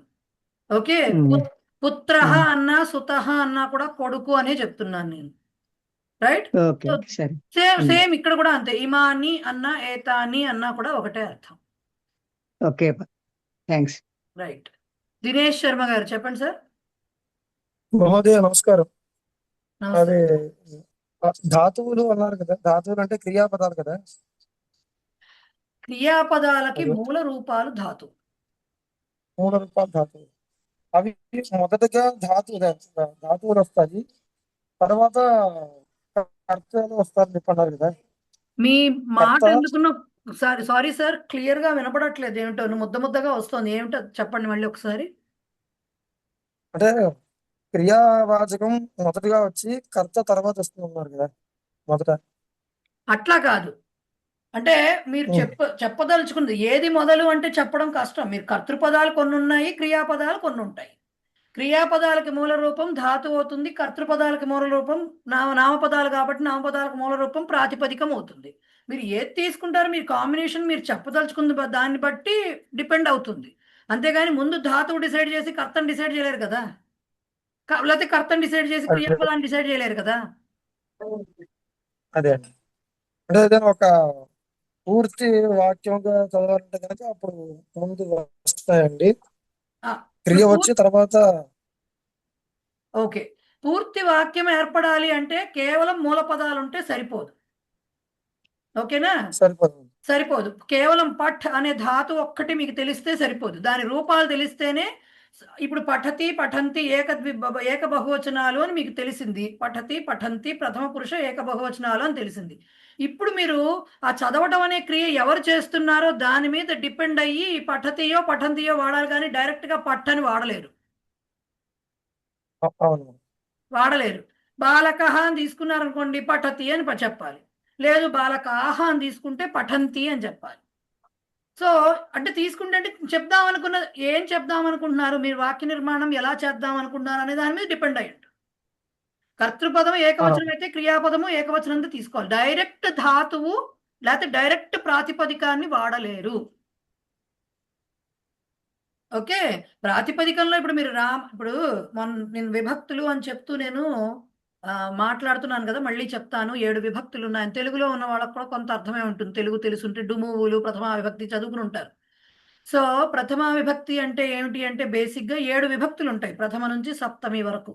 ఈ విభక్తులు మనకు తెలుగులో ఎలా ఉంటుందంటే ఇది రాముడు అంటాము, రాముని అంటాము, కానీ తర్వాత నుంచి రాముని చేత, రాముని కొరకు, రాముని నుండి, లేకపోతే రాముని వలన, రాముని యొక్క, రాముని యందు, ఈ చెప్పేవన్నీ విభక్తికి సంబంధించినవన్నీ పక్కన ఇంకొక వర్డ్ కింద వస్తూ ఉంటాయి.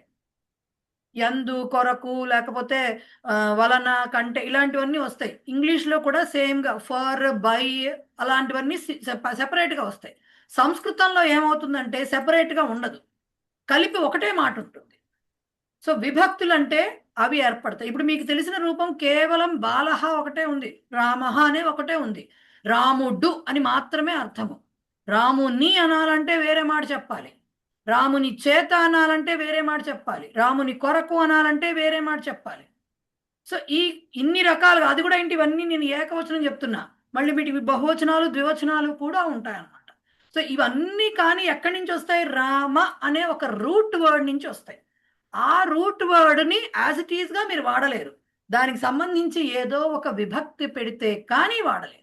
సో ఆ రూట్ వర్డ్ రామ నుంచి వచ్చిన విభక్తి ప్రస్తుతం మీకు చెప్తున్నది ఏంటంటే జస్ట్ వస్తు నిర్దేశము. అంటే రామ నుంచి రాముడు అంటే అక్కడ ఉన్న వ్యక్తి ఒకడెవడో ఒక అబ్బాయి నుంచి ఉంటే అతని పేరు రాముడు అనుకోండి, ఆ వ్యక్తి రాముడు అని ఐడెంటిఫికేషన్ మాత్రమే మీకు చెప్తున్నది.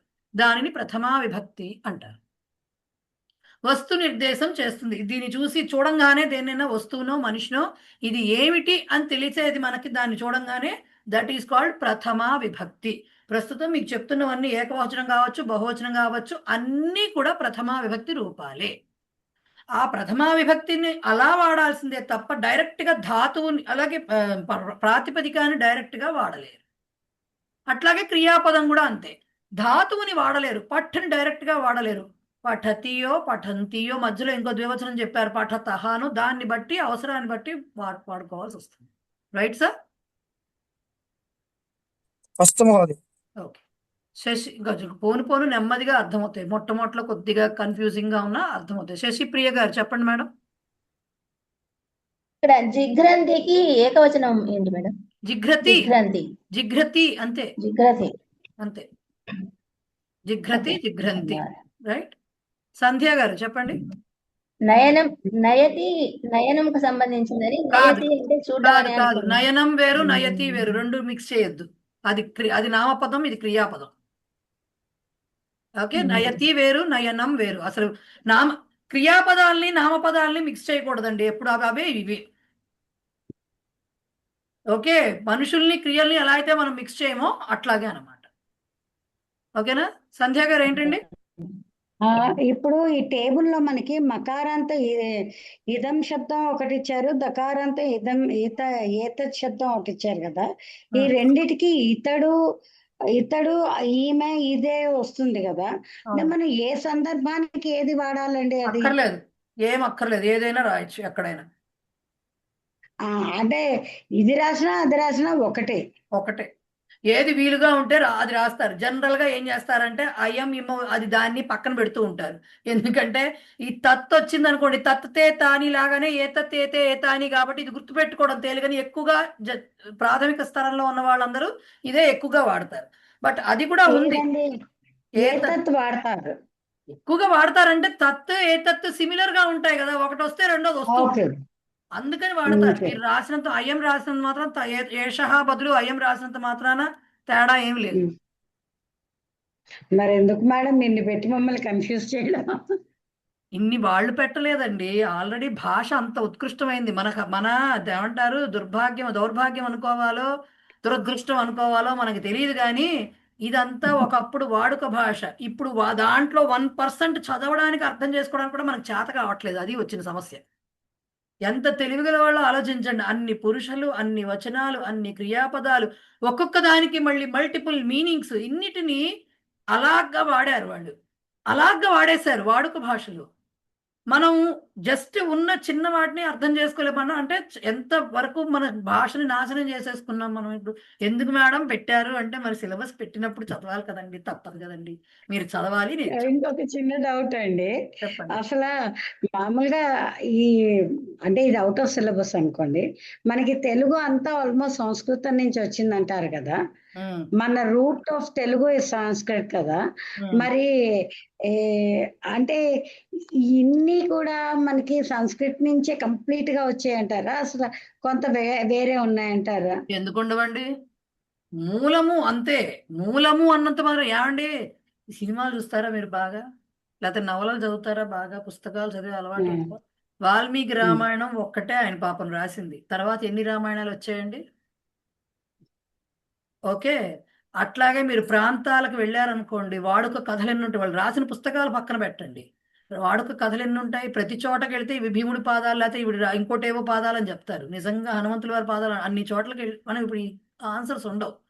అట్లాగే ఈ భాషలు కూడా మీరు ఒట్టి తెలుగు భాష తీసుకుంటే ఎన్ని యాసలు ఉన్నాయండి, ఎన్ని యాసలు వచ్చినాయి.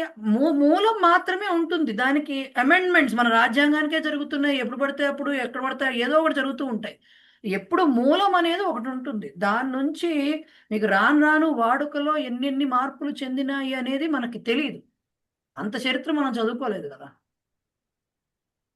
Right? Okay madam.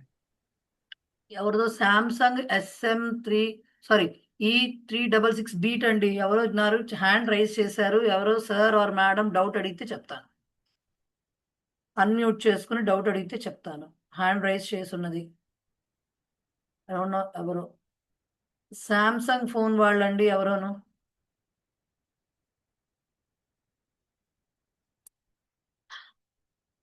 Okay fine. So ఇవి మీరు ఒక్కసారి ఈ ఎక్సర్సైజ్ ఫస్ట్ లెసన్కి మాత్రం టైం పడుతుందండి ఎప్పుడు కూడా. సో ఎందుకంటే అన్ని ఇంట్రొడక్షనే కాబట్టి ఎక్సర్సైజ్ ఎప్పుడు కూడా నేను చెప్పిన క్లాస్లో చేయించను. ఎందుకంటే ఆల్రెడీ మీకు అభ్యాసము అని ఉంది 16వ పేజీలో. చూస్తే మీరు ఇప్పుడు చెప్పిన వాక్యాలు, అంటే ఇప్పుడు మనం చదువుకున్న వాక్యాలు ఏవైతే ఏకబహువచనాలు ఉన్నాయో అవి ఒకసారి చూసుకుని, ఇప్పటి వరకు చెప్పిన పాఠం 2 క్లాసుల్లో ఏం చెప్పామో చూసుకుని ఒకసారి ఈ ఎక్సర్సైజ్ కూడా ఊరికే రఫ్గా చూసుకుని వస్తే నెక్స్ట్ క్లాస్లో మనము ఎక్సర్సైజ్కి ఆన్సర్స్ 1 by 1 అడుగుతాను, చెప్పాలి, చేయిస్తాను అనమాట. క్లాస్లో పుస్తకంలోది ఆన్సర్స్ వాళ్ళు ఇస్తారు, బట్ మనం చేసుకుంటాం క్లాస్లో. ఇది ఇవాళ అంటే చెప్పలేరు ఆన్సర్స్, బట్ నెక్స్ట్ క్లాస్కి అయితే ఆన్సర్స్ చెప్పగలుగుతారు. చూసుకుని రండి, ఓకేనా? తర్వాత వ్యావహారిక శబ్దాలు ఉన్నాయండి, రిలేషన్స్ ఇచ్చారు, పుంలింగ శబ్దాలు, స్త్రీలింగ శబ్దాలు, అవి చదువుకోవాలి ఎవరికి వాళ్ళు. నేను ముందరే చెప్పాను, ఇదొకటి మనం టచ్ చేయము క్లాస్లో అని చెప్పాను. దాంట్లో ఫస్ట్ 1 వ్యావహారిక శబ్దాలు, అది ఎవరికి అవి ఇస్తారు పరీక్షలో. ఈ వర్డ్ మీనింగ్స్ ఏవైతే ఉన్నాయో మొత్తం 10 మార్క్స్కి వస్తాయి, అన్ని లెసన్స్లో ఉంటాయి. ప్రతి 10 పాఠాల్లో ఈ వ్యావహారిక శబ్దాలు అనేటటువంటి టాపిక్ ఉంటుంది. ఇవి 10 మార్కులకు వస్తాయి క్వశ్చన్ పేపర్లో. ఎలా ఇస్తారు? ఏ లిపిలో? దేవనాగరియేనండి. ప్రవేశ వరకు ఏమన్నా సంస్కృతం, తెలుగు లిపికి ఏమన్నా కన్సెషన్ ఇస్తారేమో కానీ దేవనాగరియే. ఓకే మాకు మేడం ఒక చిన్న మాకు ఈ కోర్సులో జాయిన్ కాకముందు చెప్పింది ఏమిటంటే తెలుగులోనే ఉంటుంది, మీరు తెలుగులో రాయొచ్చు అని. ఎందుకంటే మాకు దేవనాగరి వాస్తవంగా రాదు. ఎప్పుడో చిన్నప్పుడు హిందీ క్వశ్చన్ పేపర్ రాసిన పాస్ అయిన రోజులు మాకు. అక్కడ ఉన్నది అది రాయడానికి 3 గంటలు పట్టేది ఆ క్వశ్చన్ పేపర్. కాబట్టి ఇప్పుడు సడన్గా దేవనాగరిలో మీరు ఇచ్చి మేము దేవనాగరి రావటం అంటే ఇదే టైం అయిపోతుంది, మేమేం చదవం. కాబట్టి అది మా వృధా ప్రయాసే, వాస్తవంగా చెప్తున్నాను. ఉండొచ్చు కరెక్టే. దేవనాగరి అంటే ఇప్పుడే చెప్పేయండి మాకు, ఎందుకంటే మేము మా టైం మీ టైం వేస్ట్. మాకు దేవనాగరి తర్వాత ఎవరన్నా ఫలితాలుగా చదువుకోవాలి, పోస్ట్ గ్రాడ్యుయేషన్ డాక్టరేట్లు చేయాలంటే వాళ్ళు చదువుకుంటారు. మాకు డిగ్రీకి చెప్పింది దేవనాగరి ఉండదు, తెలుగులో అడుగుతారు, తెలుగులో రాయాలని చెప్పారు. లేదండి, దేవనాగరి కావాల్సిందే లేదు. ఎందుకంటే ప్రవేశ వరకు ఇప్పుడు మీకు వాక్యాలు ఇందాక చూస్తే మీరు ప్రవేశ వరకు ఓకే, మేము ప్రవేశ వరకు అడిగేది అదే. మేము ప్రవేశ తర్వాత చేసేస్తాము లేదా అది వేరే, అప్పుడు ఖచ్చితంగా నేర్చుకుంటాం. ఇప్పుడు కూడా మీరు ఖచ్చితంగా మీరు దేవనాగరిలో రాసి మేము దేవనాగరిలో రాయాలంటే మాకు వీలు పడకపోవచ్చు, మేము ఇప్పుడే బయటికి వెళ్ళిపోవడం మంచిది. ఎందుకంటే అది కుదరదు. మేము ఇప్పుడు ఈ వయసులో మళ్ళీ మీరు నేర్చుకోవడం మళ్ళీ సార్ ఒక పని చేయండి సార్, అట్లా కాదు. ఒకటి, నేను టీచర్ని మాత్రమే, ఓకే, నేను అడ్మినిస్ట్రేషన్ సైడ్ ఉండను. సో వాళ్ళు చెప్పారండి, మాకు చెప్పారు ఏమని తెలుగులో రాయొచ్చు, తెలుగులో చెప్తారు అని. ఇప్పుడు దేవనాగరి నేర్చుకోవాలి అంటే కుదరదు. ఒక్క నిమిషం, కుదరదు అంటే అది మీరు ఇప్పుడు సార్ ఒక్కటి చెప్పనా, ఏ భాష అయినా ఆ భాష లిపిలో రాయాల్సిందేనండి. ఫస్ట్ పాయింట్ అర్థం చేసుకోవాల్సింది. కాదండి, మేము దేవనాగరి తెలుగులో రాస్తాం. అదే సార్, దేవనాగరి తెలుగులో ఇప్పటి వరకు పనిచేస్తుంది, తర్వాత పంపించారు. కరెక్టే. అప్పుడు చూసుకుందాం, అంటే అప్పుడు చదివే వాళ్ళు ఉంటే వాళ్ళు నేర్చుకుంటారు, కాదండి. కాదు సార్, ఒక్క నిమిషం. మీరు అంటే నాకు తెలియదు మీకు ఎగ్జామ్స్ గురించి ఐడియా ఎంతవరకు ఉంది అనేది నాకు తెలియదు. ఇది ఫస్ట్ లెవెల్, ప్రతి 6 నెలలకి ఒక పరీక్ష ఉంటుంది. మీరు ఇప్పుడు నెక్స్ట్ ఈ జనరల్ గా ఈ ప్రవేశం స్టార్ట్ చేసిన వాళ్ళు 4 లెవెల్స్ కంప్లీట్ చేసి కానీ వదిలిపెట్టరు. ఆ తర్వాత చదువుతారా పక్కన విషయం. ఆ 4 లెవెల్స్ అయితే కంప్లీట్ చేస్తారు. మీరు దేవనాగరి చదవట్లేదు అంటే పదవిభాగం అంటే అది ఈ ప్రవేశ వరకు నాకు రాదు కాబట్టి అంటే వాళ్ళు ఎగ్జంప్షన్ ఇస్తారు. కానీ మీరు తెలుగులో రాయొచ్చు అంటే అర్థం ఏమిటి అంటే, మీకు తెలుగు మీడియం ఎంచుకుంటే తెలుగులో మిగతావన్నీ ఉంటాయి కాబట్టి దేవనాగరి రావాలి సార్. ఎందుకంటే రాను పరిచయం నుంచి మీకు దేవనాగరి గ్రామర్ కూడా కంపల్సరీ రాయాల్సిందే. అంటే ఇప్పుడు ఈ కోర్స్ కంప్లీట్ గా మేము తెలుగులోనే రాయొచ్చా లేదా? ఈ 3 నెలలు లేదండి 6 నెలల తర్వాత లేదు మీరు తెలంగాణ నుంచా ఆంధ్రప్రదేశ్ నుంచా సార్? నేను హైదరాబాద్ నుంచి అండి. సో ఒకసారి సంస్కృత భారతి ఆఫీస్కి ఫోన్ చేసి కనుక్కోండి సార్. ప్రవేశ వరకు మాత్రమే ఎగ్జంప్షన్ ఉంది నాకు తెలిసినంత వరకు. ప్రవేశ వరకు మాత్రమే ఉంది. తర్వాత పరిచయం నుంచి సంస్కృత భాష ఎక్కడైతే రాయాల్సి వస్తుందో అక్కడ దేవనాగరి రాయాలి, తెలుగులో రాయడానికి అవ్వదు. బట్ అదేమన్నా మీరు ఎగ్జంప్షన్ తెచ్చుకుంటానంటే ఒకసారి ఆఫీస్తో మాట్లాడండి. నేను తెచ్చుకోవటం కాదు, రూల్ అడుగుతున్నాను. అంటే సిస్టమ్ ఎట్లా ఉందండి? ఇప్పుడు నేను ఒకడు వెళ్ళిన, ఇప్పుడు అందరు చాలా మంది ఇందులో నా మాటతో ఏకీభవించే వాళ్ళు చాలా మంది ఉండొచ్చు. ఎందుకంటే మాకు అట్లాగే చెప్పారు. ఆనంద కుమార్ గారు అన్ని భాషల్లో రాయొచ్చు అని చెప్పారు. ఏ మోడల్ మీడియం పేపర్ వాళ్ళు ఆ చూడండి భాషలో ఒకసారి అర్థం. రాయొచ్చు అని చెప్పారు. ఒక్కటి 24 చెప్తానండి. భాషల్లో. అన్ని భాషల్లో రాయొచ్చు అంటే తెలుగు పుస్తకం మీకు ఇలా ఉన్నట్టుగానే ఇంగ్లీష్ మీడియం బుక్ ఉంది, హిందీలో బుక్ ఉంది, కన్నడకి బుక్ ఉందండి. అంటే అర్థం ఏంటంటే శ్లోకాలు ఇచ్చినప్పుడు తాత్పర్యాలు. సో బేసిక్ గా ఏంటంటేనండి, తెలుగులో రాయడము అంటే అర్థము తాత్పర్యాలు అవన్నీ ఆ భాష ఎంచుకోవడం. తెలుగు మీడియం అంటే అర్థం ఏంటంటే తాత్పర్యాలు రాయటము, లేకపోతే కొన్ని ఉంటాయి మీకు. ఇప్పుడు ఏమంటారు, మొన్న మనం ప్రహేళిక రాసాము, ప్రహేళిక చదివాము, పొడుపు కథ, దానికి తాత్పర్యము, దాని ఆన్సర్ రాయడం. అవి కానీ మీకు ప్రవేశ వరకు ఎందుకు చెప్తున్నానంటేనండి, ఈ విషయం ఇదేదో నేను సృష్టించింది కాదు, నేను పెట్టిన రూల్ కాదు. పరిచయ అంటే సెకండ్ లెవెల్. ఓకే, సెకండ్ లెవెల్కి మీరు వచ్చేసరికి ఏమవుతుందంటే, మీకు ఇప్పుడు ఏం చేస్తున్నారు, మీ పుస్తకంలో ఇప్పుడు వాక్యాలు చదివిన దాంట్లో సంస్కృత వాక్యం ఇచ్చారు, పక్కన తెలుగు లిపిలో సంస్కృత వాక్యం ఇచ్చారు, తర్వాత తెలుగు మీనింగ్ ఇచ్చారు. సెకండ్ లెవెల్ నుంచి అలా ఉండదండి. సంస్కృత వాక్యము తెలుగు మీనింగే, కొన్నింటికి తెలుగు మీనింగ్ ఉంటుంది. తర్వాత అది కూడా ఉండదు. తెలుగు మీనింగ్ మేము చెప్పినప్పుడు కావాల్సిన అప్పటికే కొంత అర్థమవుతూ ఉంటుంది, రాసుకుంటారు. కేవలం సంస్కృత వాక్యాలే కనపడతాయి. మరి తెలుగు ఎక్కడ కనపడుతుంది అంటే తాత్పర్యాలకి భావము, ఎక్స్ప్లెనేషన్లు ఇవి తెలుగులో కనపడతాయి. సో ప్రవేశ వరకు తెలియదు కాబట్టి, ఇంట్రొడక్టరీ లెవెల్ కాబట్టి తెలుగు లిపిలో రాసినా యాక్సెప్ట్ చేస్తారు.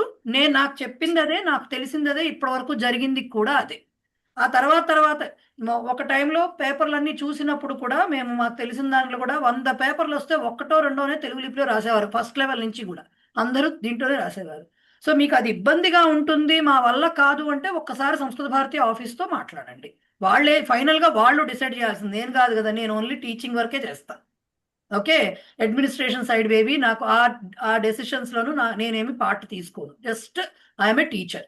సో అందుకని అక్కడ అడగండి ఒకసారి, వాళ్ళు ఏం చెప్తారో డిసైడ్ చేసుకోండి.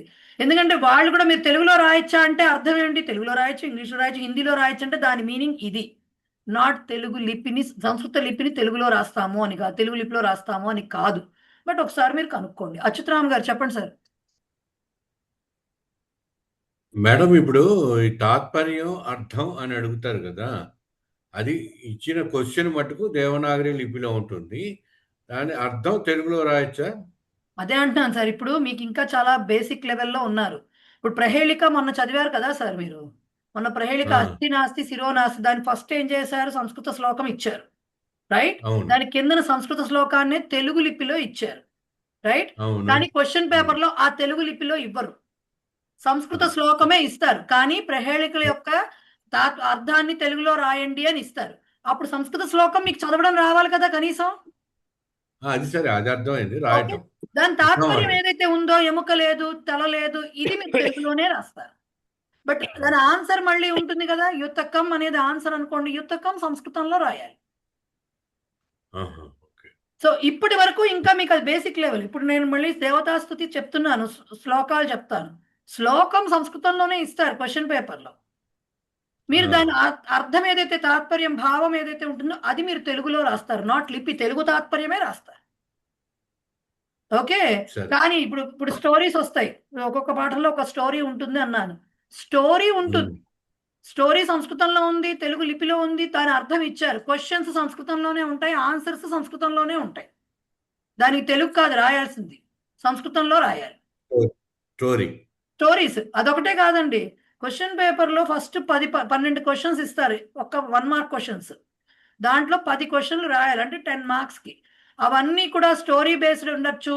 ఇప్పుడు మీకు సంస్కృత వాంగ్మయ పరిచయం అని ఉంటుంది, ఓకే, దాంట్లో వేదాంగాలు అవన్నీ వస్తాయన్నమాట, కొన్ని వస్తాయి అవి ఇక్కడ మీకు ఇవ్వడం తెలుగులో ఇస్తారు, కానీ మీకు ఇక్కడ సంస్కృతంలో రాయాలి వాటిని.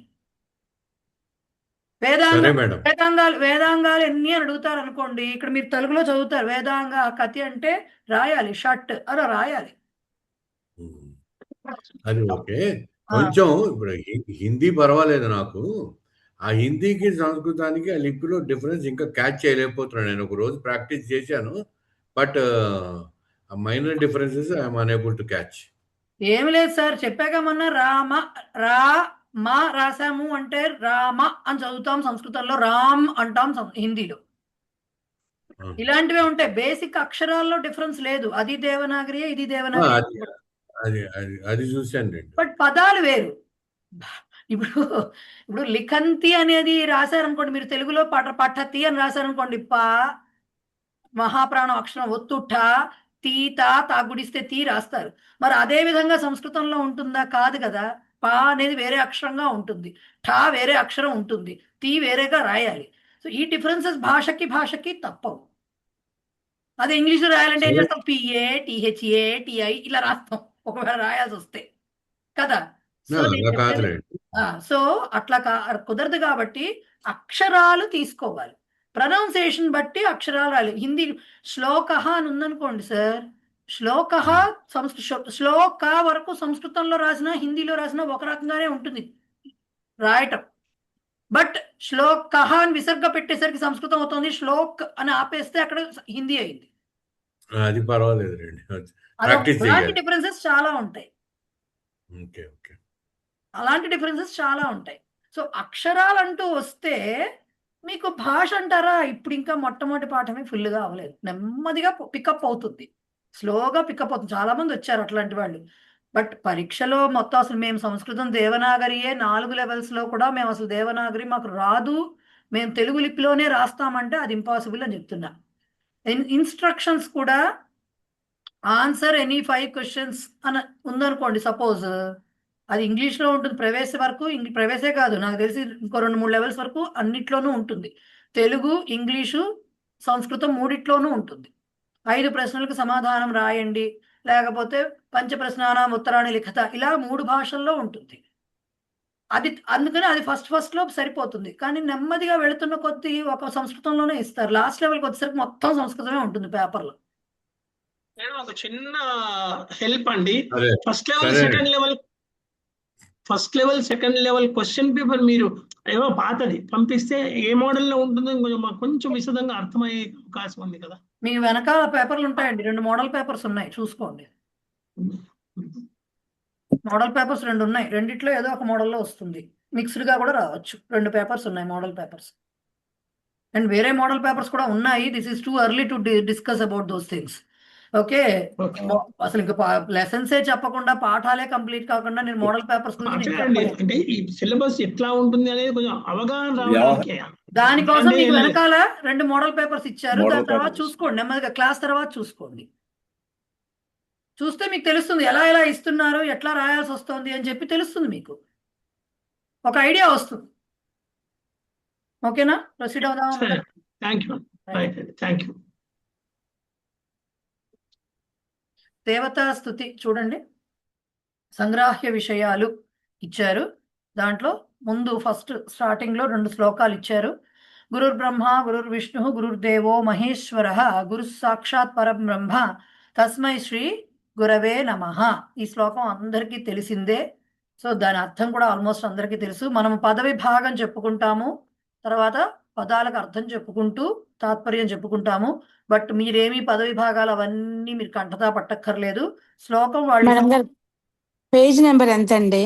20వ పేజ్ అండి. కొంచెం లెసన్ కొద్దిగా ఫాలో అవుతూ ఉండండి. మనం ఎక్కడున్నాము, ఎంతవరకు చెప్పుకున్నాము, కొంచెం ఇది వేరేగా ఉంది, అందుకని మేము అడుగుతున్నది. సో సంగ్రాహ్య విషయాలు అంటున్నా కదా, దేవతా స్తుతి. మన పాఠం ఎక్కడ వరకు అయిందో నెక్స్ట్ కంటిన్యూ అవుతుంది. పేజ్ నెంబర్లు డిఫరెంట్ గా ఉన్నాయి డిఫరెంట్ బుక్స్ లో. సంగ్రాహ్య విషయాలు అందుకని 18వ పేజీ ఇటు కొంతమంది దాంట్లో, 20వ పేజీ నా పుస్తకంలో ఉంది. సో గురుహు బ్రహ్మ, గురుహు విష్ణు, గురుహు దేవ మహేశ్వర, దాన్ని అలా విడదీసుకోవాలండి.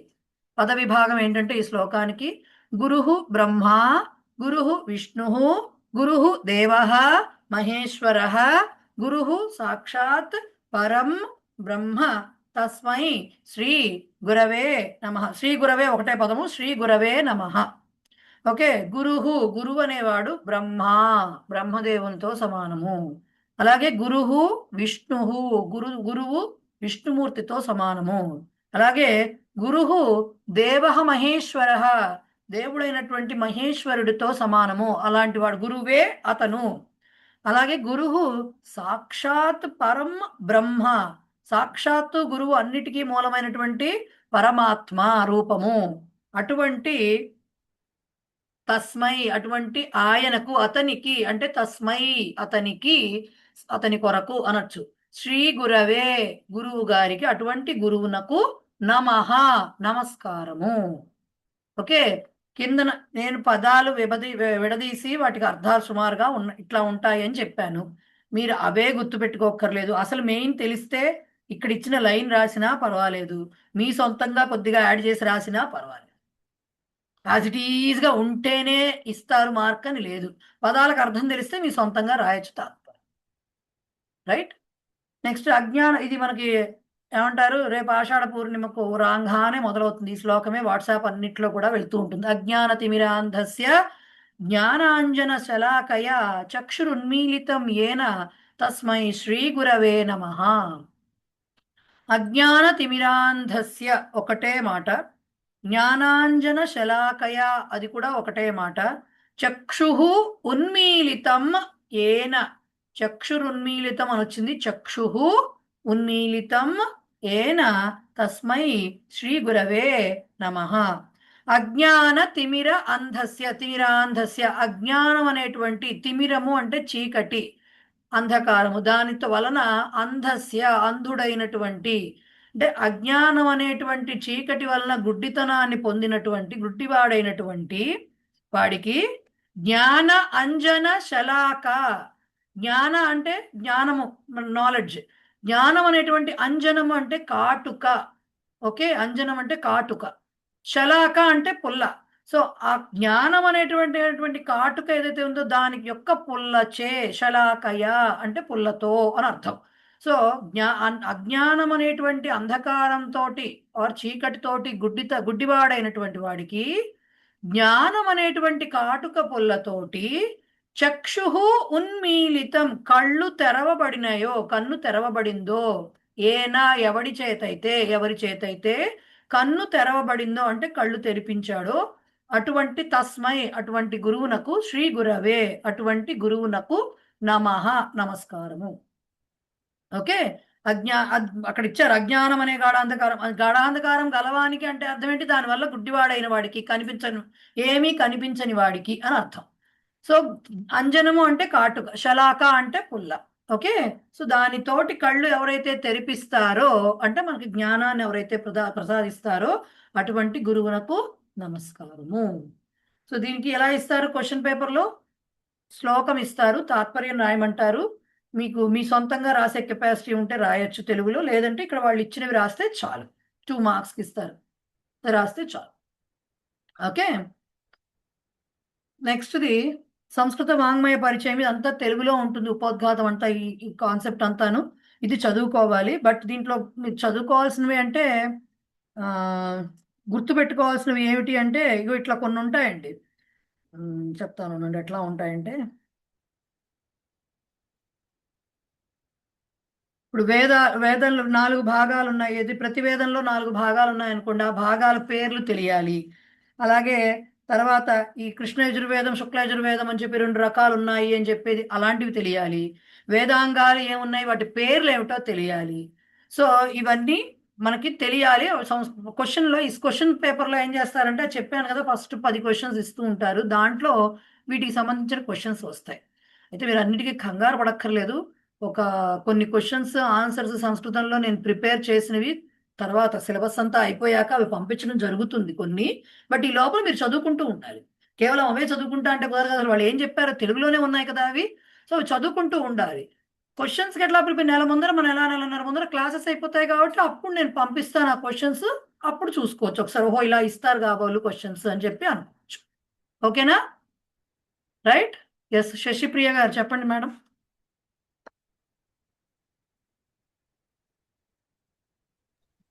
వీటిల్లో ఉన్నవే ఇస్తారా, ఇంకా ఎక్స్ట్రా ఏమైనా ఇస్తారా మేడం? అవి ఎక్స్ట్రా ఏముంటుంది?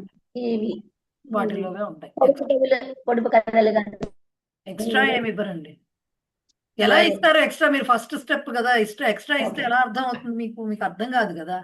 ఇక్కడ ఉన్నవి తప్పులు లేకుండా రాయడమే గొప్ప కదా యాక్చువల్గా. సో అంత కంగారు అక్కర్లేదు. బాలా గారు చెప్పండి మేడం.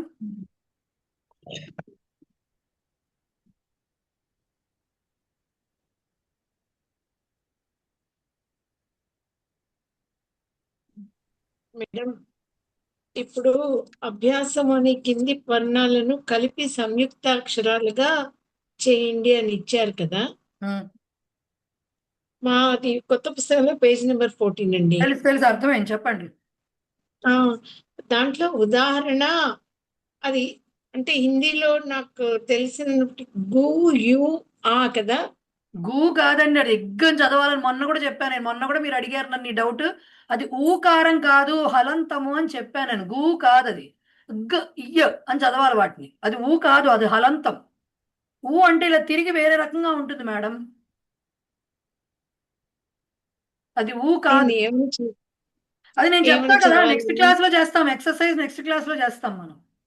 అచ్చా, ఇప్పుడు కాదు కదా. అంటే మీరు కొన్ని చెయ్యాలి అంటే ఒకవేళ ఇది చెప్తారేమో నాకు అర్థం కావట్లే అక్షరం, అందుకని డౌట్ కొద్దిగా. యకార యకార అకారాలు కలిపితే గ్యా అయింది. చూసారా, ఈ సంస్కృతంలో ఇది రాయాల్సిందే, ఇది తెలుగులో ఇవ్వరు, ఈ సంస్కృతంలో రాయాల్సిందే మేడం. సో గకారము అంటే ఉగ్ అని చదవాలి, దాన్ని ఉగ్ అని చదవాలి. గు కాదు అది. గు అంటే ఇంకోటి ఇలా కిందకు ఉంటుంది, ఇలాగ దానికి ఆనుకుని కిందకి ఇలా ఉంటుంది. అలా ఇచ్చే గీతని హలంతము అంటారు. సో ఇప్పుడు ఇందులో ఉన్న గుర్తుని హలంతము అంటారు. ఓకేనా? నెక్స్ట్ క్లాస్ లో చేద్దాం అవి exercise. Okay right. So next బుద్ధిమాన్ శిష్య కథ ఉందండి. నేను ఫస్ట్ లో చెప్పినట్టుగా కథ మీరు చదువుకోవాలి. క్వశ్చన్స్ ఉంటాయి, దానికి ఆన్సర్స్ మీకు వెనకాలే ఉంటాయి. ముందు ఈ కథలు ఇప్పుడే ఊరికే తెలుగులో ఊరికే చదివి అట్టి పెట్టుకోండి. క్వశ్చన్స్ ఆన్సర్స్ గురించి ఇప్పుడే వర్రీ అవ్వకండి. దాంట్లో వాళ్ళు సంస్కృతంలో ఏమి ఇచ్చారు కథ, దానికి తెలుగు మీనింగ్ కూడా వాక్యానికి అట్లాగే ఇచ్చారు. కాబట్టి చదివి అర్థం చేసుకోవడానికి కొంత సెల్ఫ్ స్టడీ. పత్రాచార అంటేనే, డిస్టెన్స్ ఎడ్యుకేషన్ అంటేనే self study first point. Okay, అది ఎవరికి వాళ్ళు చదువుకోవాల్సింది. కాబట్టి గ్రామర్ అనేది టీచర్ చెప్తే ఇలాంటివి మీ అంతటి మీరు చదువుకోవాల్సినవి. అర్థం కాలేదు ఎక్కడో ఒక పదం అంటే ఆ తర్వాత. సో ముందర ఏం చేస్తారంటే అప్పుడే క్వశ్చన్స్ ఆన్సర్స్ ఎట్లాగా అనే దాని గురించి పక్కన పెట్టి కథని చదివి, సంస్కృతంలో కథ చదవండి, ఒక్కొక్క వాక్యం చదువుతూ తెలుగు కూడా ఎట్లా మీనింగ్ ఇచ్చారు చదవండి. సో ఓవరాల్గా మీకు కథ అర్థమైపోతుంది. అప్పుడు క్వశ్చన్స్ దగ్గరికి వెళ్తారు. కానీ ఈ లోపల మనకు కొన్ని పాఠాలు అయ్యేసరికి వాటి క్వశ్చన్స్ అర్థాలు కూడా తెలుస్తాయి, మీకు మీరే రాయగలుగుతారు. ఓకేనా? తర్వాతది సంస్కృత వ్యవహారము అని చెప్పారండి. ఇవి మనకి ఏంటంటే జనరల్గా మనం వాడుకలో గ్రీట్ చేసుకుంటాం కదా ఒకళ్ళనొకళ్ళు, దానికి ఏమేమిటి అంటారు. అంటే హలో అనడానికి ఏమంటారు? హరి హి ఓం. ఇది చాలా మందికి శిబిరంలో ఉన్న వాళ్ళందరికీ తెలిసి ఉంటుంది. హరి హి ఓం అని అడ్రస్ చేయడం, ఫస్ట్ గ్రీట్ చేయటం అని. నెక్స్ట్ నమస్కార, నమస్తే, అలాగే సుప్రభాతం, ఇవన్నీ తెలిసినవే అందరికీ కదా. సుప్రభాతం, శుభ మధ్యాహ్న, అలాగే శుభ సాయం, అలాగే శుభరాత్రి, ధన్యవాద, ఇది కూడా చాలా మందికి తెలిసి ఉంటుంది. ధన్యవాద, స్వాగతం అంటే వెల్కమ్ చెప్పడం. మాన్యే ఆర్యే ఆర్ మాన్య ఆర్య, రెండు రకాలు ఉన్నాయి. మాన్యే అంటే ఆడవాళ్ళని సంబోధించేటప్పుడు మాన్యే అనాలి, ఆర్ మహోదయే అనాలి, ఆర్యే అనాలన్నమాట. సో మాన్యురాల, పూజురాల అని అందుకుని ఇచ్చారు. మాన్యే ఆర్యే సంబోధన ఇది. ఓకే. శ్రీమన్ అంటే ఓ స్వామి సార్ అన్నదానికి శ్రీమన్ ఆర్ మహోదయ ఏదైనా పర్వాలేదు, అదనమాట. అలాగే అస్తు అని ఇచ్చారంటే సరే అంటామే మనం, అదనమాట. ఓకే అంటామే, దానికి అస్తు అనేది ఇచ్చారు. అలాగే కృపయా, ఇది చాలా మందికి తెలిసి ఉండాలి. కైండ్లీ అనే దాంతో చేసి అనే మాటకి కృపయా. చింతామాస్తు, ప్రస్తుతం ప్రతి క్లాస్లో 10 సార్లు ఇది చెప్పాలేమో, చింతామాస్తు అని. డోంట్ వర్రీ అని చెప్పడం అనమాట. ఓకే, ఏం పర్వాలేదు, బాగా లైట్గా తీసుకోండి అంటామే, ఆ టైప్లో చింతామాస్తు. క్షమ్యతాం, క్షమించబడుగాక అంటే సారీ అని చెప్పడం అనమాట. ఓకే, క్షమ్యతాం అంటే please forgive me, excuse me, యాక్చువల్గా చెప్పాలంటే ఎక్స్క్యూజ్ మీ అని చెప్పడం, క్షమ్యతాం. నెక్స్ట్ పునః మిలామహ, మరలా కలుద్దాము, విల్ మీట్ అగైన్ అని చెప్పడం. సాధు సాధు అంటే చాలా బాగుంది అంటామే, ఉత్తమం అనే మాట వాడచ్చు, సాధు అనే మాట వాడచ్చు, రెండిటికి కూడా మంచిది అని చెప్పడం. ఓకే, అలాగే ఉత్తమం అనేది కూడా అదే, చాలా బాగుంది, వెరీ గుడ్ అన్నాం. బహు సమీచీనం, సమీచీనం, ఉత్తమం, సమ్యక్, సాధు ఇవన్నీ ఒకే రకంగా వాడచ్చు. బహు సమీచీనం అంటే వెరీ గుడ్, చాలా బాగుంది అనే దానికి బహు సమ్యక్, బహు సమీచీనం, బహుత్తమం ఇట్లా డిఫరెంట్గా వాడచ్చు. అలాగే శుభాశయ అంటే ఆల్ ద బెస్ట్ చెప్తాం కదా, బెస్ట్ విషెస్, వాటికి శుభాశయ, శుభాకాంక్షలు. అలాగే కంగ్రాచులేషన్స్ అని చెప్తాం కదా, అభినందనలు, దానికి శుభాభినందనాని ఆర్ అభినందనాని ఏదైనా ఓకే. సో అవి చిన్న చిన్న మాటలు, ఫస్ట్ టు స్టార్ట్ విత్ అన్నట్టుగా అన్నమాట, చిన్న చిన్న మాటలు. ఇప్పుడు ఎవరన్నా మనకు మెసేజ్లు పెట్టారనుకోండి, గ్రూప్లో మీ స్టూడెంట్స్ గ్రూప్ ఒకటి ఫామ్ చేసుకున్నారు, దాంట్లోకి మెసేజ్ పెట్టాలనుకోండి, ఫస్ట్ ఏం పెట్టాలి మీరు, నమస్కార ఆర్ సుప్రభాతమో, శుభ మధ్యాహ్నహానో, శుభాశ్రాయమనో ఏదో అది. తర్వాత ఏం పెట్టాలి, ఏమన్నా మీరు క్వశ్చన్ తెలుగులో అడిగేశారు, డౌట్ వచ్చి క్లియర్ అయిపోయాక ధన్యవాద. ఇవి స్టార్టింగ్ కాన్వర్సేషన్స్, చిన్న చిన్న మాటలు అవి ఇచ్చారనమాట అక్కడ. లాస్ట్ నేను ప్రస్తుతం ఎవ్వరికి ఆన్సర్స్ చేయట్లేదు, లెసన్ ఆగిపోతుంది, ఈ లెసన్ అయిపోవాలి ఇప్పుడు. సో నెక్స్ట్ లాస్ట్ టాపిక్ మనకున్నది సుభాషితం. ఇలా ప్రతి పాఠంలో ఒక సుభాషితం చొప్పున 10 సుభాషితాలు ఉంటాయండి. ఇవి కూడా సేమ్ ప్రహేళికల్లాగానే శ్లోకం ఇస్తారు, తాత్పర్యం మనం రాయాలి. బట్టి కొట్టే కంటే వీటికి పదాలకు అర్థాలు తెలుసుకుంటే ఏమవుతుందంటే సొంతంగా రాయటం కూడా, తెలుగులోనే కాబట్టి సొంతంగా రాయొచ్చు కాబట్టి తెలుసుకోవడానికి ప్రయత్నించండి. అయం నిజ పరోవేతి గణనా లఘుచేతసాం ఉదార చరితానాం తు వసుధైవ కుటుంబకం. ఈ వసుధైవ కుటుంబకం అనే మాట చాలా మందికి చాలా రకాలుగా తెలిసి ఉండొచ్చు, రైట్. అయం ఇది శ్లోకంలో పార్ట్. అయం నిజ పరోవేతి గణనా లఘుచేతసాం ఉదార చరితానాం తు వసుధైవ కుటుంబకం. ఫస్ట్ పదవిభాగం చెప్తున్నాను. అయం నిజ పరః వా ఇతి గణనా లఘుచేతసాం ఉదారచరితానాం తు వసుధా ఏవ కుటుంబకం. అక్కడ సంధులు కలుస్తాయి. తెలుగులో సంధులు ఎవరైనా చదువుకుని ఉంటే సంధులు కలవడం వల్ల కొన్ని రకాల మార్పులు వస్తాయి పదాల్లో. పద విభాగం చేసినప్పుడు సంధులు తీసేస్తాం కాబట్టి విడివిడిగా ఉంటాయి.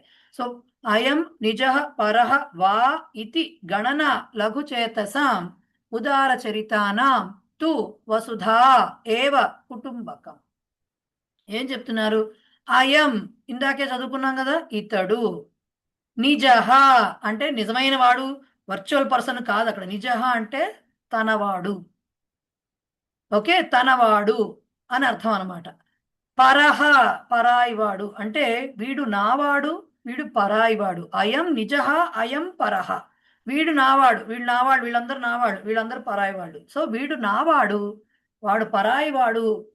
ఇతి వా అంటే నిజహవా పరహవా అంటే తనవాడా పరాయివాడా. ఇతి అనేటటువంటి గణన లెక్క ఎవరికి ఉంటుందిట, లఘు చేతసాం. చేతస్ అంటే మనస్సు, లఘు చేతసాం అంటే చిన్న మనసు గలవారు, కంటే వాళ్ళ గుండె ఏమన్నా చిన్నగా ఉంటుందని అర్థం కాదు కదా, సంకుచిత స్వభావం గలవాళ్ళకి, నారో మైండెడ్ పీపుల్, సంకుచిత స్వభావం గలవాళ్ళకి ఇది నాది అది వేరే వాళ్ళది, వీళ్ళు నా వాళ్ళు వాళ్ళ పరాయి వాళ్ళు అనేటువంటి తేడా ఉంటుందట.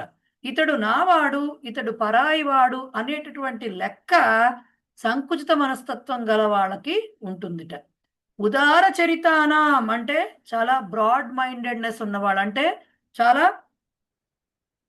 విస్తృతమైనటువంటి విశాల దృక్పథము కలిగిన వారికి. ఉదార చరితానాం అంటే ఉదారమైన స్వభావము కలిగిన వారికి, అంటే విశాల దృక్పథము గలవారికి మాత్రం తు మాత్రం అయితే ఏమిటిట, వసుధా ఏవ కుటుంబకం. మొత్తం భూమంతా కూడా వసుధా ఏవ, భూమంతా భూమే కుటుంబకం, పరివారం, కుటుంబం కింద లెక్క వస్తుందట. ఓకే, అయం నిజః అయం పరః వా ఇతి గణన, ఇతడు నావాడు ఇతడు పరాయివాడు అనేటువంటి లెక్క లఘు చేతసాం, సంకుచిత స్వభావం గల సంకుచిత మనస్కులకి. కానీ ఉదార చరితానాంతు విశాల దృక్పథము కలవారికి, మంచి మంచి చక్కటి ప్రవర్తన గలవారికి మాత్రం వసుధా ఏవ కుటుంబకం, ఈ భూమండలం అంతా కూడా ఒకే కుటుంబం కింద ఉంటుంది. సో అది మీరు సొంత మాటల్లో కొంచెం అటు ఇటుగా రాయొచ్చు, అసలు ఎసెన్స్ పోకుండా సొంత మాటల్లో రాయొచ్చు. ఓకేనా? సో అక్కడికి మీకు ఫస్ట్ లెసన్ అయిందనమాట. సో ఫస్ట్ లెసన్లో ఎక్సర్సైజ్ పార్ట్. నెక్స్ట్ క్లాస్ అంటే మనది ఎప్పుడు ఉంటుంది? ఇవాళ ఏం వారం? సోమవారం. సో గురువారం నాడు మళ్ళీ మన క్లాస్లో ఎక్సర్సైజ్ చేస్తాము. అదొకటి. నెక్స్ట్ దీన్ని లెసన్ ఎండింగ్ ఎక్సర్సైజ్ అంటాం. దీని పక్కనే ఉంది చూసారా, మళ్ళీ ఎక్సర్సైజ్ కూడా ఇచ్చారు. సో ఎక్సర్సైజ్ ఇవన్నీ కూడా మనము క్లాస్లో చేసుకుంటాం. దీనికి ఆన్సర్స్ ఇస్తారు వాళ్ళు. ఇందాక ముందర కనిపించిన ఎక్సర్సైజ్కి వాళ్ళు ఆన్సర్స్ ఇచ్చారు, బట్ మనం అన్నీ ఇక్కడ చేస్తాం. ఒక్కొక్కసారి ఆన్సర్స్లో తప్పు ప్రింట్ అవుతున్నాయి కొన్ని చోట్ల. సో మనం ఇక్కడ అన్నీ చేసుకుంటాం క్లాసు. రైట్ అండి. ఇప్పుడు బాలగారు చెప్పండి. వసుధైవ కుటుంబకం అంటే వసుధైక కుటుంబకమా? వసుధైవ కుటుంబకం. రెండు రకాలుగా చెప్పినా తప్పు లేదు సార్. యాక్చువల్గా చెప్పాలంటే వసుధ ఏక కుటుంబకం అంటే భూమి ఒకటే కుటుంబము అనే వస్తుంది.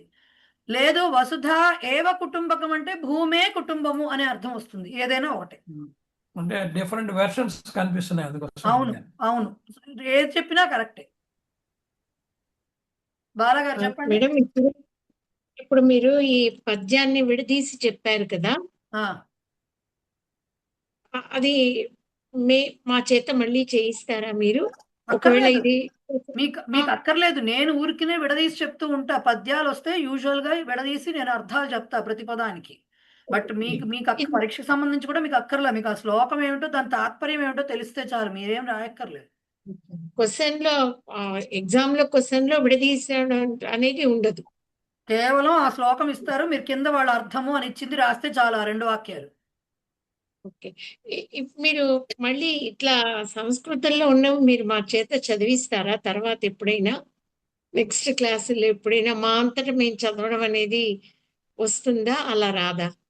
దీనికంటే అంటే యూజువల్ గా లెసన్ చెప్పేటప్పుడైతే నేను చదివించను, ఎందుకంటే చాలా టైం టేకింగ్. ఎందుకంటే ఏదో 5గురో 6గురో ఉన్నారనుకోండి పర్వాలేదు చదివించవచ్చు. 50 మంది ఉంటున్నప్పుడు ఏమవుతుందంటే నాకు టైం అంతా పోతూ ఉంటుంది. సో ఇది నేను చదివించను. బట్ తర్వాత వస్తాయి ఎక్సర్సైజ్ లో నెమ్మదిగా వాక్యాలు వస్తూ ఉంటాయి. అప్పుడు ఏమవుతుందంటే క్వశ్చన్ చదివి మీరే ఆన్సర్ చెప్పాలి అన్నప్పుడు చదివి చెప్పాల్సి వస్తుంది మీరే. ప్రస్తుతం అయితే శ్లోకం చదివించడం, అందుకనే స్టూడెంట్స్ గ్రూప్ అనేది పెట్టుకుంది.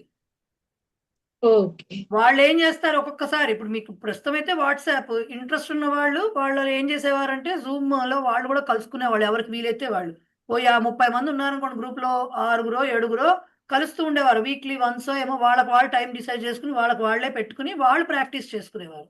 ఇక్కడ డ్రిల్లింగ్ చేయించడం అంటే అయ్యే పనులు కాదు. ఇక్కడ అసలు క్లాసుల్లో మీకు టైం ఓకేనా. మీకు ఇంకా ప్రాక్టీస్ కావాలి అనుకుంటే ప్రాక్టీస్ కావాలి అనుకుంటే రికార్డింగ్స్ ఉంటాయి కాబట్టి అది వింటూ మీకు మీరే ప్రాక్టీస్ చేసుకోవడం అలవాటు చేసుకోండి. ఓకే అండి. రైట్. ఈ పాఠం చివర సంస్కృత భారతి సంస్థ గురించి విశ్వవిజ్ఞానానికి భారతదేశపు కానుక అని ఇచ్చారు.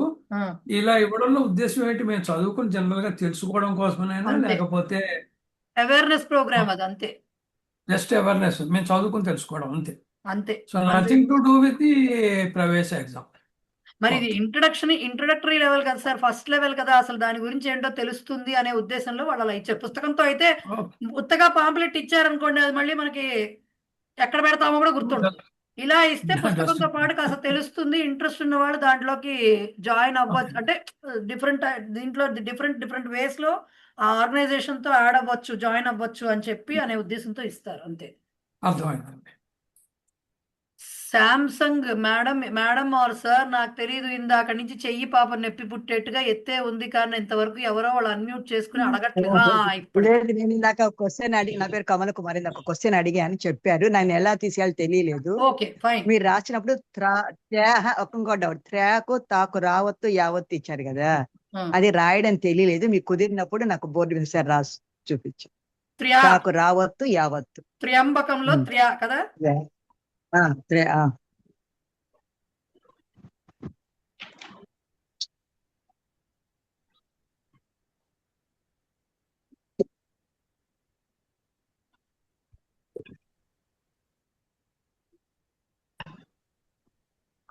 ఫస్ట్ యా ఊరికే రాస్తున్నా మీకు తెలియడానికి, ఇది యా ఇంతే. అంతే అది. ఎందుకు సి అంతేనండి. ఇగో తకారము అంటే ఇది త, రైట్? త ప్లస్ రకారం అంటే రకారం ర్. ఈ రెండు కలిస్తే వచ్చేది సంయుక్తాక్షరం త్ర. సో అది ఎలా ఉంటుంది? ఇలా ఉంటుంది, ఇలా ఉంటుంది త్రకారం. ఇది త్ర. ఓకే, ఇప్పుడు త్ర్య అన్నామంటే అర్థం ఏంటి? ఈ దీంట్లో ఈ నిలువు గీత పోయి ఈ గ్రేటర్ దాన్ సింబల్ ఏదైతే ఉందో అది యకారానికి యాడ్ అవుతుంది. ఓకే, త్ర్య ఇట్లా వస్తుంది. అర్థమైందా? అర్థమైందండి. రైట్.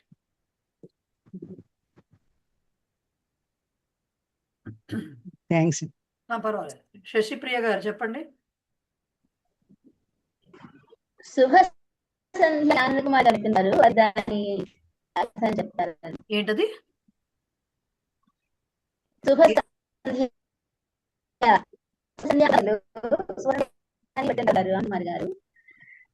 నాకు సారీ అండి, మీ వాయిస్ అంతా బ్రేక్ అయిపోయింది. మీ వాయిస్ అంతా బ్రేక్ అయిపోయింది, నాకేం వినబడలేదు. ఎవరికైనా వినబడితే చెప్పండి కొంచెం.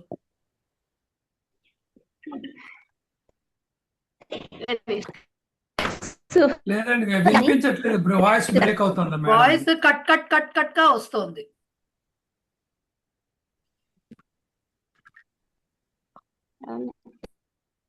ఒక పని చేయండి మేడం, మీరు నాకు వాట్సాప్ చేయండి మెసేజ్. వాట్సాప్ మీ వాయిస్ కట్ అయిపోతుంది, నెట్ ప్రాబ్లమ్ గా ఉన్నట్టుంది. మీరు నాకు వాట్సాప్ మెసేజ్ చేయండి, నేను క్లియర్ చేస్తా డౌట్. శారద గారు చెప్పండి. మేడం గారు, ఇప్పుడు టీచర్ అంటే మహోదయ అంటే లేడీ అయినా సరే జెంట్స్ అయినా టీచర్ అంటాం కదా ఇంగ్లీష్ లో. ఇప్పుడు వాళ్ళని మహోదయ అనాలి, ఆడవాళ్ళని అయితే ఎవలా అనాలి? మగవాళ్ళని మహోదయ అని అనొచ్చా? ఫస్ట్ పాయింట్, టీచర్ కి మహోదయ కాదు. మహోదయ అంటే అర్థం ఏమిటంటే మగవాళ్ళని ఆడవాళ్ళని సంబోధించేటటువంటి, మనకంటే పెద్దవాళ్ళు అయితే ఎవరన్నా అలా సార్ మేడం అన్నట్టు లెక్క. మహోదయ మహోదయే. దీంట్లో ఒక్క నిమిషం, దీంట్లో మహోదయ అంటే సార్, ఓహో, మేడం అనడానికి మహోదయ దీర్ఘం ఇవ్వాలి. అయితే అడ్రస్ చేసేటప్పుడు సార్ అని పిలవాలనుకోండి, ఏమండి అని పిలవాలనుకోండి, మహోదయ అనాలి. దీర్ఘము విసర్గలు ఏమీ లేకుండా మగవాళ్ళైతే మహోదయ అని చెప్పాలి. అదే ఆడవాళ్ళని ఇప్పుడు మీరు నన్ను అడగాలనుకోండి, మహోదయే అనాలి. ఓకే, ఇప్పుడు ఇక్కడ ఓకే ఓకే ఇప్పుడు నమస్తే నమస్కారానికి నమస్కారం అని పెట్టారు. ప్రణామాన్ని కూడా యూజ్ చేయొచ్చా మనం? నమస్కారానికి ప్రణామ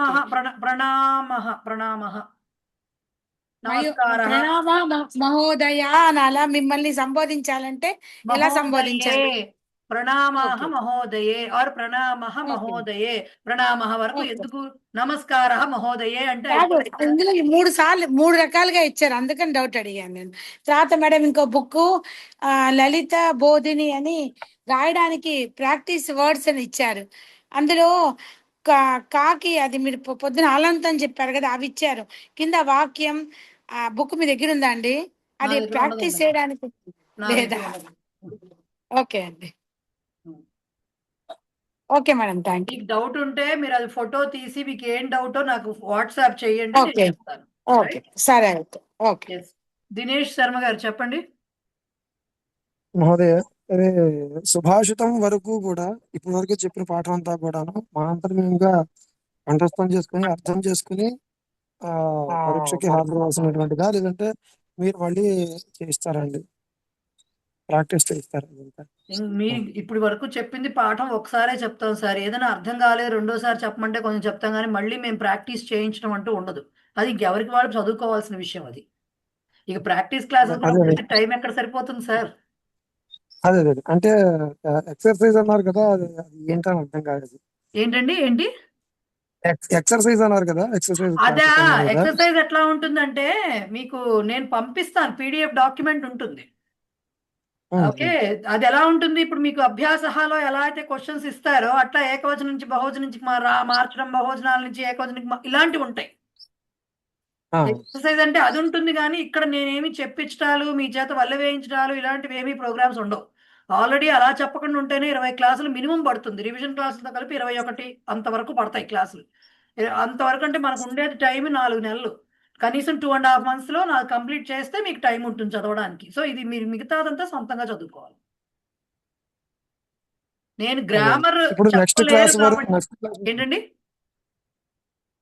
నెక్స్ట్ క్లాస్ లో మొదలు పెట్టే లోపు ఇంతవరకు కంఠస్థం చేసుకోవడము మనం అర్థం చేసుకోవడం చేయాలి.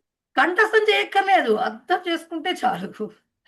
కంఠస్థాలు గ్రామర్ నెక్స్ట్ క్లాస్ లో ఏం చెప్తాను. కొంతైనా కంఠస్థం లేకపోతే మీరు అన్నట్టుగా ప్రతి దానికి అర్థం తెలియకపోతే కంఠస్థం చేయకపోతే అర్థం తెలియదు, గుర్తుండదు, మర్చిపోవచ్చు.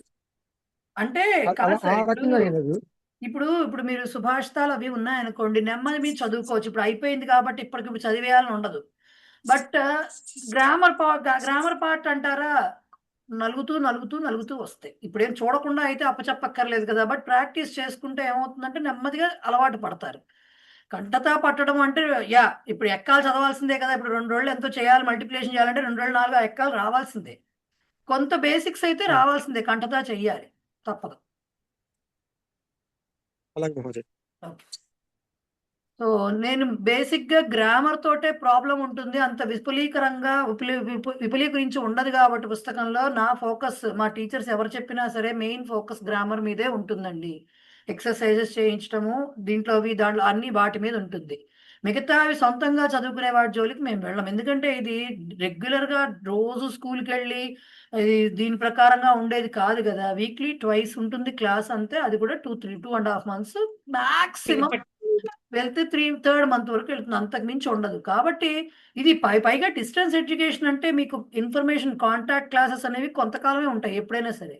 మిగతాది మీ సొంతంగా మీరు కృషి చేయాల్సిందే. ఇది స్కూల్లో చెప్పినట్టుగా ప్రతిదీ పాఠం చెప్పి అప్పచెప్పించుకోవడం అట్లాంటివి ఉండవు ఇక్కడ.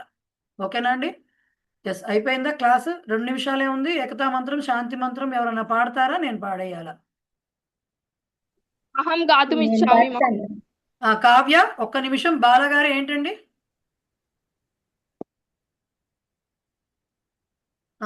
వినపడట్లేదు, మీరు మ్యూట్ లో ఉంటారు మేడం, మ్యూట్ లో ఉంటారు. శబ్దమంజరి అనే పుస్తకం కూడా ఇచ్చారు. అది కూడా మాకు ప్రవేశకు ఉపయోగపడుతుందా అండి? మీనింగ్స్ అవి పడుతుంది, ఇప్పుడే కాదు, అంత కూడా అవసరం లేదు. అవన్నీ ఎక్స్ట్రాగా వచ్చిన పుస్తకాలు. మీకు ఈ టెక్స్ట్ బుక్ ఒకటి ఉంటే చాలు, అసలు ఇప్పుడు అవసరం లేదు దాని గురించి. ఓకే, ఎస్ కావ్య పాడండి. ఏకతా మంత్ర అండ్ శాంతి మంత్ర పాడండి. యం వైదికా మంత్రదృశః పురాణాః ఇంద్రం యమం మాతరిష్వానమాహుః వేదాంతినో నిర్వచనీయమేకం యం బ్రహ్మ శబ్దేన వినిర్దిశంతి శైవాయమీశం శివయిత్యవోచన్ యం వైష్ణవా విష్ణురితి స్తువంతి బుద్ధస్తథార్హన్నితి బౌద్ధ జైనాః సత్శ్రీ అకాలేతి చ సిక్ఖసంతః శాస్తేతి కేచిత్ ప్రకృతిః కుమారః స్వామీతి మాతేతి పితేతి భక్త్యా యం ప్రార్థయంతే జగదీశితారం స ఏక ఏవ ప్రభురద్వితీయః. శాంతి మంత్రః. ఓం సర్వే భవంతు సుఖినః, సర్వే సంతు నిరామయాః, సర్వే భద్రాణి పశ్యంతు, మా కశ్చిత్ దుఃఖభాగ్ భవేత్. ఓం శాంతి శాంతి శాంతి. నమస్కారం. నమస్తే అండి.